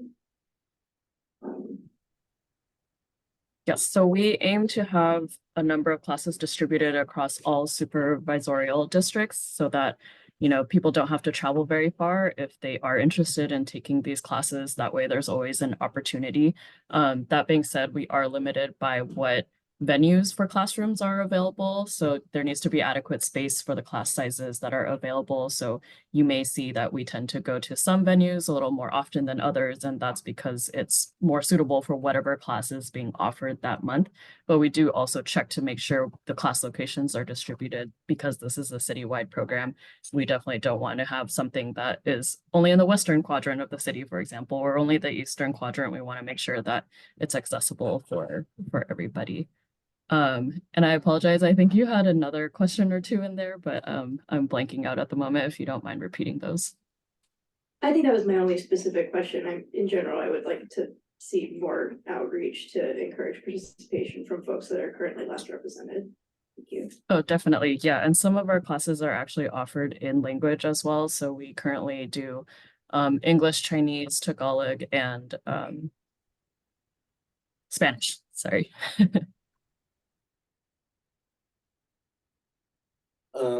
Great. So I gonna have a couple comments. I would say for a program that's been running for 15 years, these numbers are absolutely unacceptable, given that, you know, 21% of the data of, you know, particularly the other races weren't even mentioned on here, right? I'm glad that we now know that 6% of the African American community has been outreached to on this, right? But for a program that's been running that long, I would expect to see much higher levels of diversity. And I think frankly, it demonstrates for a program that's been running on this long, that there should actually be an expansion of this program, particularly with community-based organizations that have the cultural competency and responsiveness to actually get that done, right? And so space is always an important thing, right? But if you work with those community-based organizations, those organizations have those spaces usually available, or they have the partners to be able to make that happen. So I would encourage and stress that, you know, and maybe this is just my last hoorah on the meeting, but I would say that particularly there has to be a lot of work done, particularly in the African American and Latino community, to actually crank those numbers up. And, you know, working with community-based partners that actually have the trusted infrastructure in place. I can name a few, like La Raza Community Resource Center, Mission Economic Development Agency, Mission Neighborhood Centers, which serves tons of families, right? And so like those organizations would be key for the Latino community, right? YCD and like African American community is just another example, right? And so I think that, you know, there should be an expansion of this program, particularly focused on those communities, right? And subcontracting out to actually have the availability for, you know, bike safety and training to be actually taught to those communities and to have the proper outreach done. Because we want to see, obviously, you know, safety in all of our communities. So those are my comments. Thank you. Thank you. Do we have any other questions from members? Seeing none, do we have public comment? There's no public comment. Thank you. The statistics, how many years were covered by the statistics that were given here? The Market Street count that's on those counters out here, what do they reflect? What is the cost per student? And in the utilization of bike routes, an example is the bike routes on Jersey Street and the bicyclists are all on 24th Street, mixed in with the commuter buses, garbage trucks and everything else. I want to read an article from Marina Times.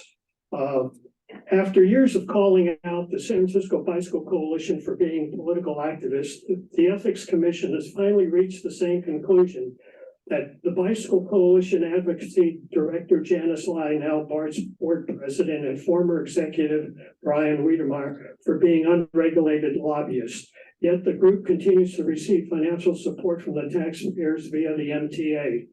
In 2020, they were awarded $846,949 in non-competitive sole source contracts from the Transportation Authority, according to the Controller's Office. Their entire budget was $968,000, which means in 2019, they received more than 50% of their funding from MTA. To further complicate the claim of public advocacy, the 2020 Mayor London Breed nominated Jane Natoli, a member of the Bicycle Coalition's Board of Directors, to the SFMTA Board of Directors. It was the Bicycles Coalition's strong ties to the City Hall, and in particular, the director, Jeffrey Tumlin, that helped them push through a center bike lane experiment near ready for prime time on Valencia Street, despite just a 13% approval rating from residents. Now even the Bicycle Coalition doesn't like their Franken lane, complaining that the MTA needs to immediately make more conditions on Valencia safer for people biking. So I mean, my whole conclusion is, let's go with specifics. So my time up. Okay, I didn't see the thing there. Yeah, that was my fault. Sorry. Yeah, thank you. Do we have any remote public comment? No remote public comment for this item. Great. Thank you so much for presentation of the follow-up. We're going to move on now to item 13, which is the northbound I-280 transit and carpool lane study update. This is an information item. Presenting will be G-Lin Ponten, senior engineer. Hello, everyone. My name is Jilin Pan, Senior Engineer for Capital Projects Division. I'm very pleased to present to you all this northbound I-280 carpool and transit lane project. And before my presentation, I really want to thank CAC members, Chair Ortiz and Aware Chair Seagal, and also member Boss Milford Rosalas. We briefed you all before this meeting, and we really appreciate your time for the briefing. So.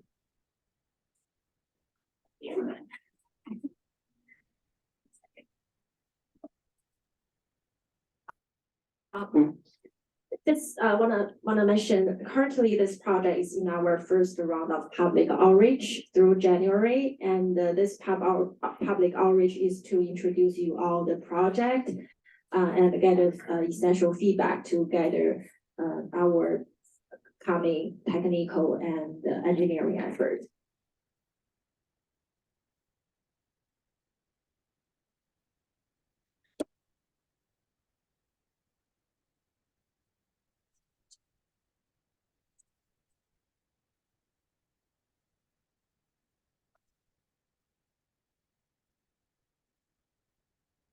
Was there?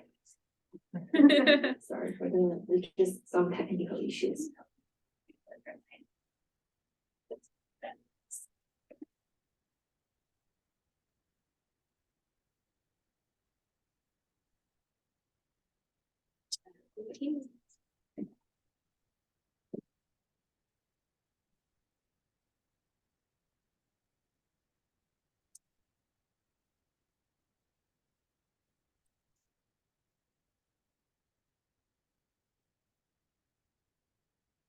Okay, here we go. So I'm very happy today to, next slide, please.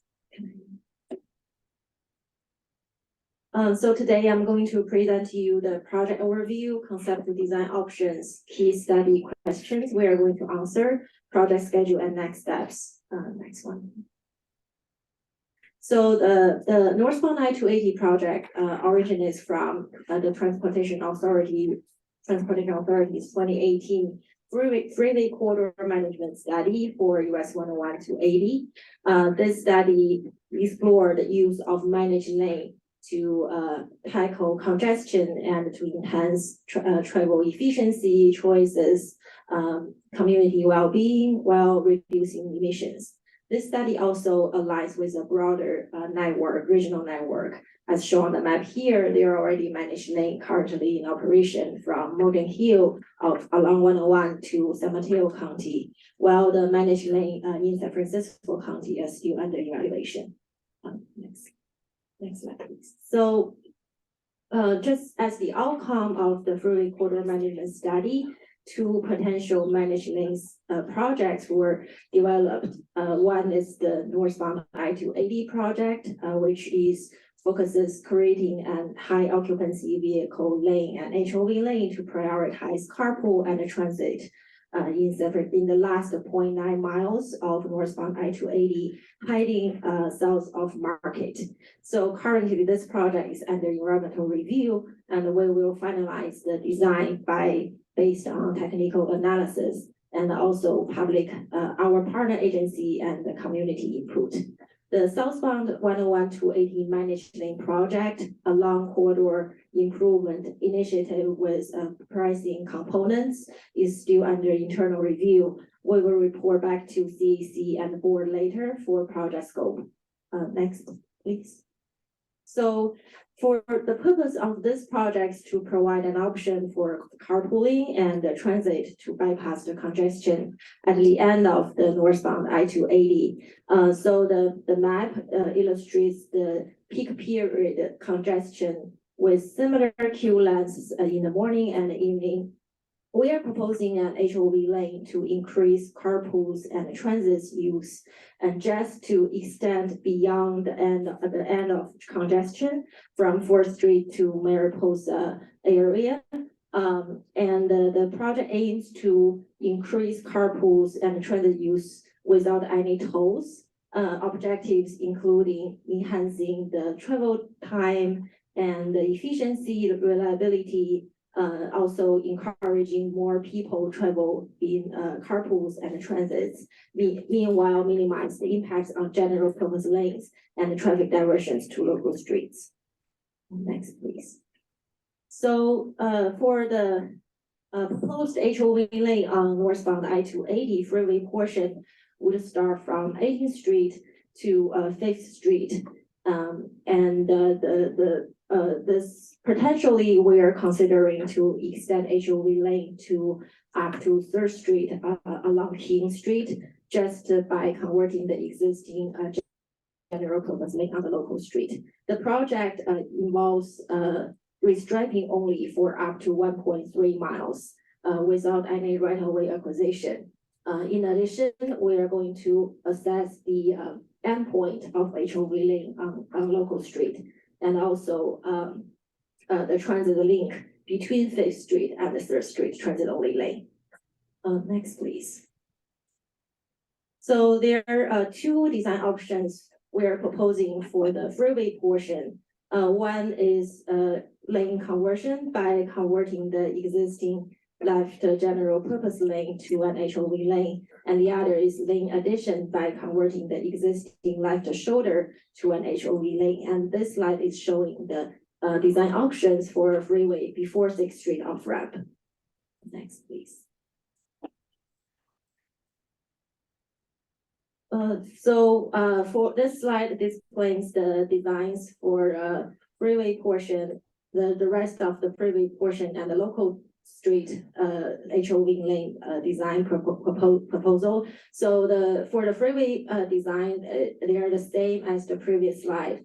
For the local King Street, we are considering potentially to extend the HOV lane from freeway up to 3rd Street by just converting the existing left general purpose lane to an HOV lane. Next. So we are exploring the potential transit services and the routes for the corridor in coordination with SFCTA and Samtrans. We will identify the suitable transit services for the corridor, and also we're conducting a thorough and comprehensive analysis to evaluate the benefits or impacts on number of people traveling, transit and travel time, congestion and the traffic safety, like crash rates, for both freeway and the local streets, with and without project, and the different design options, and also different horizon years. Based on this, we will finalize our roadway striping plan and also evaluate the environmental impacts and proposing mitigation for any negative effects. So as initially mentioned, this project is still in an environmental review. Upon the approval and the funding, we aim to start the civil engineering design in early 2025 and construction in early 2026. Next steps involve refining the design concept and technical, completing the technical analysis in collaboration with our technical advisory group and also based on community input. We aim to present you all the existing technical analysis results in spring and also the final technical results in summer. So I think that's all for my presentation, and I'm happy to answer any questions. Great, thank you so much for the presentation. I see member Daniel's card up, and then Milford Rosales. Good evening. I'm very familiar with this freeway. I actually use this like 3 times a day. I'm curious to know, what, could you explain a little more about potential transit services? Because currently, like I also live in that district, in the Metro Hunters Point district, with the freeway crosses through. There aren't current any bus lines that are even in that area that could use the freeway. So could you tell me more about what potential are we gonna like take bus lines and put them on the freeway in the HOV lane? Yeah, that's correct. That's what we are proposing now. We know currently there is no bus routes running on this corridor. That's why as I mentioned, we're coordinating with SFMTA and also Samtrans to see if they can bring bus routes or reroute bus route to use this corridor. We're still developing the plan, so we would like to share that with you all later when we have some data ready. Thank you. Member Milford Rosales.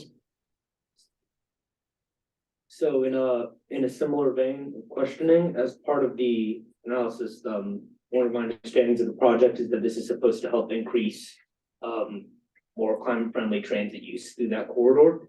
Will there be an analysis will the analysis show the expected ridership of the buses that will be rerouted to use that corridor? And will we be able to compare that to comparable ridership on Caltrain that serves the same corridor?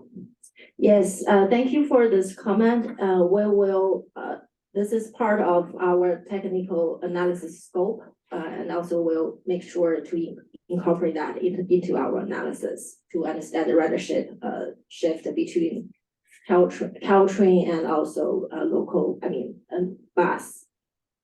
Thank you. Member Ford. So looking at the goals of the project, it looks like it's to remove more people efficiently, reliably, with more choices.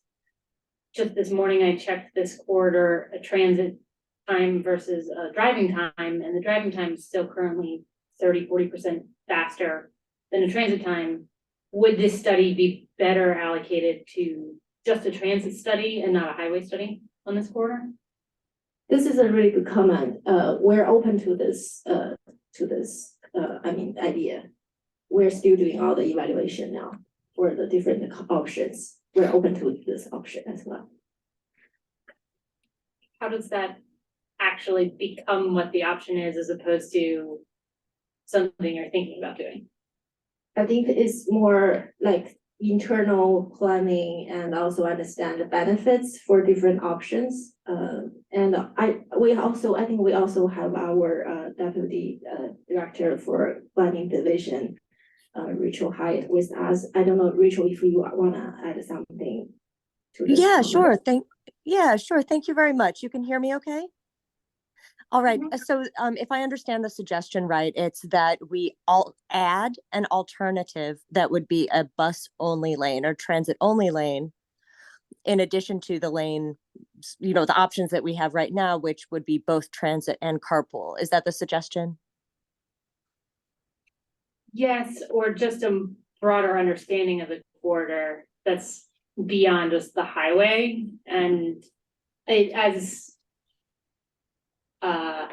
Austin already said, it's a Caltrain line. It's where the Portal line is coming in. There's a lot of existing rail through there. And I guess if our goal is to move more people more reliably on the same geometry of space, dumping more cars into downtown grid might not be as efficient as finding a way to make the transit lines in there more effective. Right, yes, so I Not understand your wrestling point. with the geometry problem yet. Right. So we will be looking at two things. One, whether this would result in more cars per se or more people. So what we're aiming for is not more cars, but a higher occupancy levels in the vehicles that are using. But this is something where that is part of the forecasting question is will traffic be induced? Would more traffic be brought into this area, and what might be the effect of that on speeds or on potential for conflicts and safety collisions? And we'll also look at as per the previous question, the balance of ridership on the various transit services in the corridor. So would there be an effect from these new transit routes on Caltrain ridership, as the previous member was asking about? I do appreciate and I know Jillian does as well, this question of taking a broader look at the corridor or bringing that broad corridor look to this question. And so we will take that feedback and hopefully in our draft rounds of outreach, the materials and assessment that we bring out to you next seek to reflect that perspective. And then, I'm sorry, just one final question, and this goes to the HOV and dedicated lane safety questions that have come up, particularly some of the lanes in Oakland, where the lower congestion raises speed. And there've been some, there's the fatality of the child right at the intersection where this comes into town. And I guess it has safety assessment. I want to know like how well you can model out, I guess, opening space through an HOV or a transit lane for people who aren't using it for that purpose. Yeah, thank you for this question. I know for this project, there are some safety concerns, and the safety is always our first priority for doing all the projects for sure. So especially for the safety analysis, we're going to this is just our currently scope of work. We're going to doing like a whole network modeling, like a study area network modeling to understand the operation behavior for different traffic models. And also we are observing the existing data, crash data, collision data within the recent years. And also we will use like a Caltrans approved standard to analysis the crash rates for different design options with or without project under different years. Hope that answer your concern and questions. Number 4, they can always follow up offline as well too if you have further comments or questions. Chair Siegel. Thank you for the presentation. And thank you also for the briefing and for clarifying that there's not currently a preferred design at this point. As a comment, I just want to say that I would definitely be opposed to a lane addition, because I think we've seen many times that adding more lanes to freeways, even when it's like an express lane, adds cars to the road. If anything, it certainly doesn't remove them. So given the stated goals of the study, that I would prefer option 1. To member Ford's point, though, given the study goals, I'm curious if it is possible to repurpose the funding for this project to be like a transit capacity or speed improvement study, or does this funding have to go to the freeway project? Thank you. This is a very, very good comment. And I think we do understand you all have the similar comments about repurposing this project to study maybe the capacity and the speed and also maybe other public transit mode in this area. Yes, we we really appreciate that, and we receive this, I think we will, with our deputy director from planning division, will work on this, we'll look at this scope further.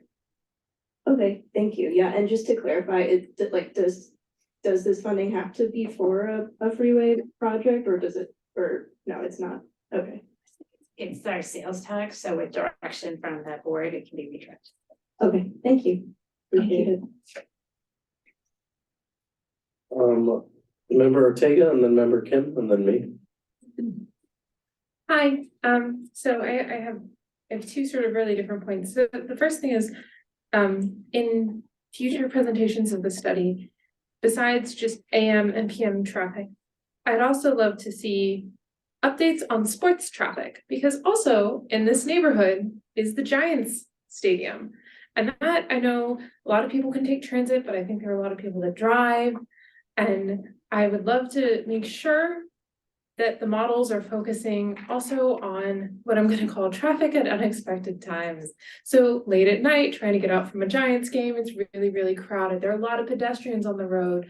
And just maybe even having a call out for that, at least when it's presented here, I really appreciate that, because it's just a really different neighborhood at 11 p.m. at night if there's a Giants game going on. And the Warriors Stadium is not that far away, and I think it could similarly be impacted by this study. And then the second thing is, again, this is for more of a future presentation. I'd also love to see, especially if there's any lane changes past the highway, how that impacts the N and T lines, since the N goes right through that corridor as well, and the T goes through there. And I would just like to get an update on that too, and how that rolls into this sort of plan and the factor. Thank you. Yeah. Thank you so much. We will incorporate these comments into our scope of work. Great, thank you. Member Kim? Thank you, Chair. I want to add some comment. Actually, member mentioned sports gamings, and I want to focusing on the weekend traffic. Normally, the business downtown right now is very hard time. But I got a lot of comment from somebody live in San Jose and South Bay. Weekend, young people car train operation less than the weekday. Normally weekend is low. So they said they cannot come to San Francisco. They want to come here, enjoy the dinner and nighttime bar, and then they want to go back. And normally they use a car.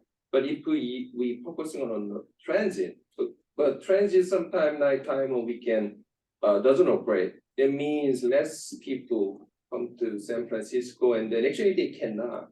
So we have to think about all this infrastructure, all the money we can input. If we don't have any local traveler or tourists, we can support. So we need this kind of efficiency, but we need a balance. Not only transit, no car. No, we need a car. Certain time we need local travelers visit San Francisco, spend money. Otherwise, all this profit and money come from sales tax. But no business, there's no sales tax. We have to think about San Francisco as a destination because we have a nice business, sports game, in a museum, opera, all those kind of things. And then we have to provide kind of certain measure, not only car, but at least, balance transportation models. So yeah, I want to leave that comment. Thank you. Thank you very much. Thank you very much. And also this project is also, we know we call it transit, and also it's also called carpools. We wanna encourage people to travel in carpools. We just wanna reduce cars, doesn't mean we want people just not travel in cars. So yeah, we will consider all your concerns like the traffic patterns during different time period, not only AM, PM peak hours, but also like sport events and also weekends. Thank you so much. Great. I just had a couple of questions. I mean, I shared a lot of my comments at the, Member Bars also. oh yeah, she has public comment. Oh, Yeah, I'm sorry. no worries. So I have a couple questions just in terms of, and I shared my comments particularly at the briefing as well. I'd like to see just kind of, I love the idea of having kind of a transit study using maybe for an existing lane in that way, right? And I think that should definitely be incorporated. But I would also say, like, I'd like to see, kind of what kind of the future projections would look like in terms of potential job growth, right? In the time that, we've lost a lot of tech jobs and folks that have left the city, right? But also what it'll look like if we have an influx of jobs coming again, where at one point we're having 7 jobs to one housing unit, right? Which then forces folks that can't live in the city, right? Forcing them to then commute back and forth many a times by car, because it's a lot easier to do that than taking, an inconsistent transit system at times, right? And so, so I'd like to see, just particularly about like what the traffic impacts would be in terms of the addition of a lane, right? Or the repurposing of a lane, right? In a time where we could maybe look at something with pre-pandemic numbers of folks that are, like when we had an influx of folks in the city that were just driving in all the time, because as I'm sure folks remember before the pandemic, it was packed in that intersection, right? Now, not so much because of the impacts of downtown, but maybe using some of that pre-pandemic numbers to the point that maybe it gets to that point again. Yes. Great. Thank you for the comment. And then now we have public comment from in person first from Mr. Mason. Thank you very much. I think that anytime we do this HOV lane, we're really inducing more traffic to be on the roads. What are going to be our metrics for success if we go through this? Maybe that's too early to ask, but are we able to measure either by license plates or cell phones where the people are coming from? And once they exit the freeway, where are they going? I don't know if that, I think there's some cell phone technology, but I don't know if it can identify specifically where the origin was and where their final destination is when they pass through. So I think we need to, that's a question I have, is there any technology to assist with that? Thank you. Great, thank you. And then I think we have remote public comment from member Bars. Yes. Yes, thank you. Hi, this is Sarah Bars, District 7 CAC representative calling in. My comments are, I'm a mother of a 2-year-old, and I'm very concerned about children being injured in crosswalks. I don't know if everybody can hear my 2-year-old on the call. My comment is that my comment is that I struggle very much with the premise that adding highway capacity can help safety in any way on a high injury network corridor. King Street is on our high injury network map, and I just don't see how that stated goal of the project can work with our high injury network. Thank you. Great, thank you, member Bars. Do we have any other public comment from folks? Yeah. Yes, we have 3 callers for public comment. Zach Lipton, go ahead. Your 2 minutes begins now. Hello, good evening, Commissioner Zach Lipton in District 6. Thanks for the really informative presentation. Listening, I was struck that the goals for this project are all about congestion and throughput, but that safety isn't mentioned as a primary goal for the project. And that's not disappointing. It's contrary to the laws that our elected officials have repeatedly passed that say that we should be prioritizing Vision Zero above outdated traffic engineering concepts like level of service. This project would lead directly into the intersection at 4th and King, where a 4-year-old girl was struck and killed in her stroller by a driver turning towards the freeway. Adding a new lane would bring even more cars to this dangerous intersection. And this area is really one of the city's most dense residential neighborhoods. It's a transit hub. It's a sporting hub. All of this is incompatible with anything that adds new cars to the street. So safety for people walking and biking shouldn't just be another element of the study. It should be the primary goal of this project. To that end, I asked that this authority only study the lane conversion option and not waste further resources on the lane addition concept. That's a freeway widening project. Let's just call it what it is. And that's completely antithetical to our city's transportation policy and will set back our Vision Zero and sustainable mode share goals. Also, the transit aspects of this project seem to be rather speculative. With the fiscal cliff looming and no new transit funding expected soon, I don't understand why there's this rush to keep studying widening the freeway that's being sold to us as something to support transit service that, outside of some tech shuttle buses, simply doesn't exist yet, or mostly doesn't exist yet. I'd ask that the CAC consider a recommendation tonight that the study be refocused to align with the city's transportation policies by removing consideration of the lane addition concept and adding transit service planning and a new focus on the safety and livability of the King Street corridor. Thank you. Thank you, Zach. Next we have Cyrus. Your 2 minutes begins now, Cyrus.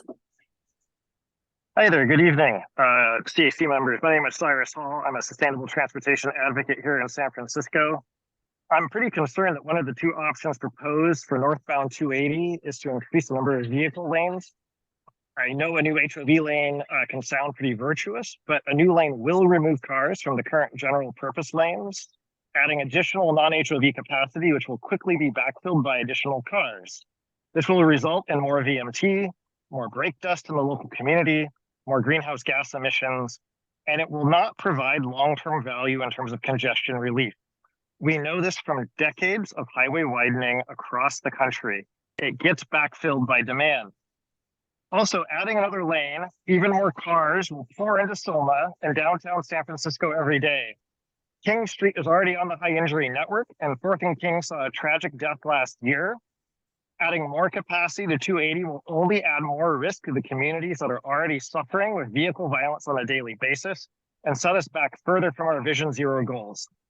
I would ask that SFCTA study more than the temporary decrease in congestion that an additional lane between 18th and 5th would provide. What would the safety impacts of more cars on our roads be? How much more greenhouse gas would an additional lane induce? Is this project aligned with the city's goals around safety and climate change? I do not oppose the lane conversion option, but I would suggest a better use of the money would be to work on transit connectivity improvements between San Francisco and our neighboring counties and communities. We know that it's better public transit, not highway widening, that will put us towards a more sustainable future. Thank you very much. Thank you, Cyrus. Then we have Mike. Mike, go ahead. Your 2 minutes begins now. Hey, can you hear me? Yes. Hey, this is Mike Swire. I am not a San Francisco resident, but I'm actually a member of the San Mateo County Transportation Authority Citizen Advisory Committee, although I'm speaking on my own behalf. And I wanted to let you know that there's another project planned for just south of San Francisco to do express lanes. And we have a similar widening or conversion option on the table. And when the San Mateo County Transportation Authority Citizen Advisory Committee was asked to add this project to the highway slate, we said that we would only do so if the widening option was taken off the table. And thus, if the CAC in San Francisco feels similarly, I would urge you to pass a motion tonight advising the SFCTA board to stop wasting time and money considering a widening option when, as everyone else has said, we can focus our attention on what we really want. I think that would send a powerful message to take that off the table tonight. How much money would we save if we didn't do the widening option? Down here, our recent widening cost an extra $200 million, and I'm sure you have good uses for that. At the November 15th, 2023 meeting, SFCTA staff said that they were preferring the conversion option given that there was too much congestion in the area. As multiple people have said, widening does not solve congestion. What we've seen in San Mateo County is since the widening has happened here, the extra lane is immediately filled up. Traffic on adjacent streets is terrible. And what have we done? We've basically killed Caltrain, whose ridership is at basically 30% of pre-pandemic levels along the exact same corridor. So as referenced earlier, why would we make it easier to drive when it's already much faster than Caltrain and Caltrain is already suffering? So I urge you tonight to take that off the table and move forward with better options. Thank you. Great, thank you for our public comment. Do we have any more comment from our members? Seeing none, this is an information item, and so I think we are going to defer item 14. Maria, yes, we're going to defer item 14 to the next CAC meeting, given that we've run a little bit over time for this time. So let's open it up now to item 15, which is going to be new items, introduction of new business. Do we have any new business for members? I would just say I would like to see the conclusion of the skateboarding subcommittee reach its final goal on that. But that's not really a new item. So yeah, let's open it up to questions for or public comment. Mr. Mason. Sorry. Oh yeah. There's no new items. You don't need public comment. Oh, okay, cool. Let's just go to regular public comment. Thank you. I'd like to address public comment and the time for public comment. The Brown Act allows 5 minutes. The Brisbane Planning Commission allows 5 minutes of public comment on every line item that they have. And it has been reduced from, usually it was 3 minutes. Now it's 2 minutes, 2 minutes here, 2 minutes at MTA. And when you have multiple items on one agenda item, such as we had tonight, we had 4 items on one item, you only get 1 minute. I mean, you know, well, do the math. The bottom line is, I think it's needs to have a degree of reality with the complexity of what we were dealing tonight with. So I think for future consideration, there needs to be a judgment call based on the fact that there is 5 minutes. And if you have 4 sub items, there should be some consideration for additional time for that. I look at it that you really don't want to hear anything. And that's what's happening over at MTA right now with the CAC. They're also having multiple items. And they say, oh, you only got 2 minutes, you know?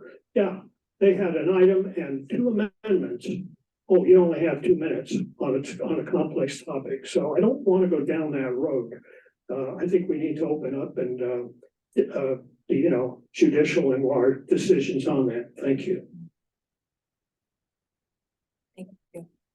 Great, thank you, Mr. Mason. Do we have any other public comment remotely? No remote public comment. Great, I will just say a quick thing on public comment. You know, it's usually up to the discretion of the chair. You know, if we have to do 2 minutes for everyone, we have to do 2 minutes for everyone. If we're going to do 3 minutes, it has to then be 3 minutes for everyone. So it then goes across the board, which increases the meeting times, which are consistently running half an hour over the allotted time that we have in place. So just moving forward for future reference on that. A lot of big items, right, actually get reduced to 1 hour, 1 minute at times if there's a lot of comment on it. That being said, we are going to adjourn.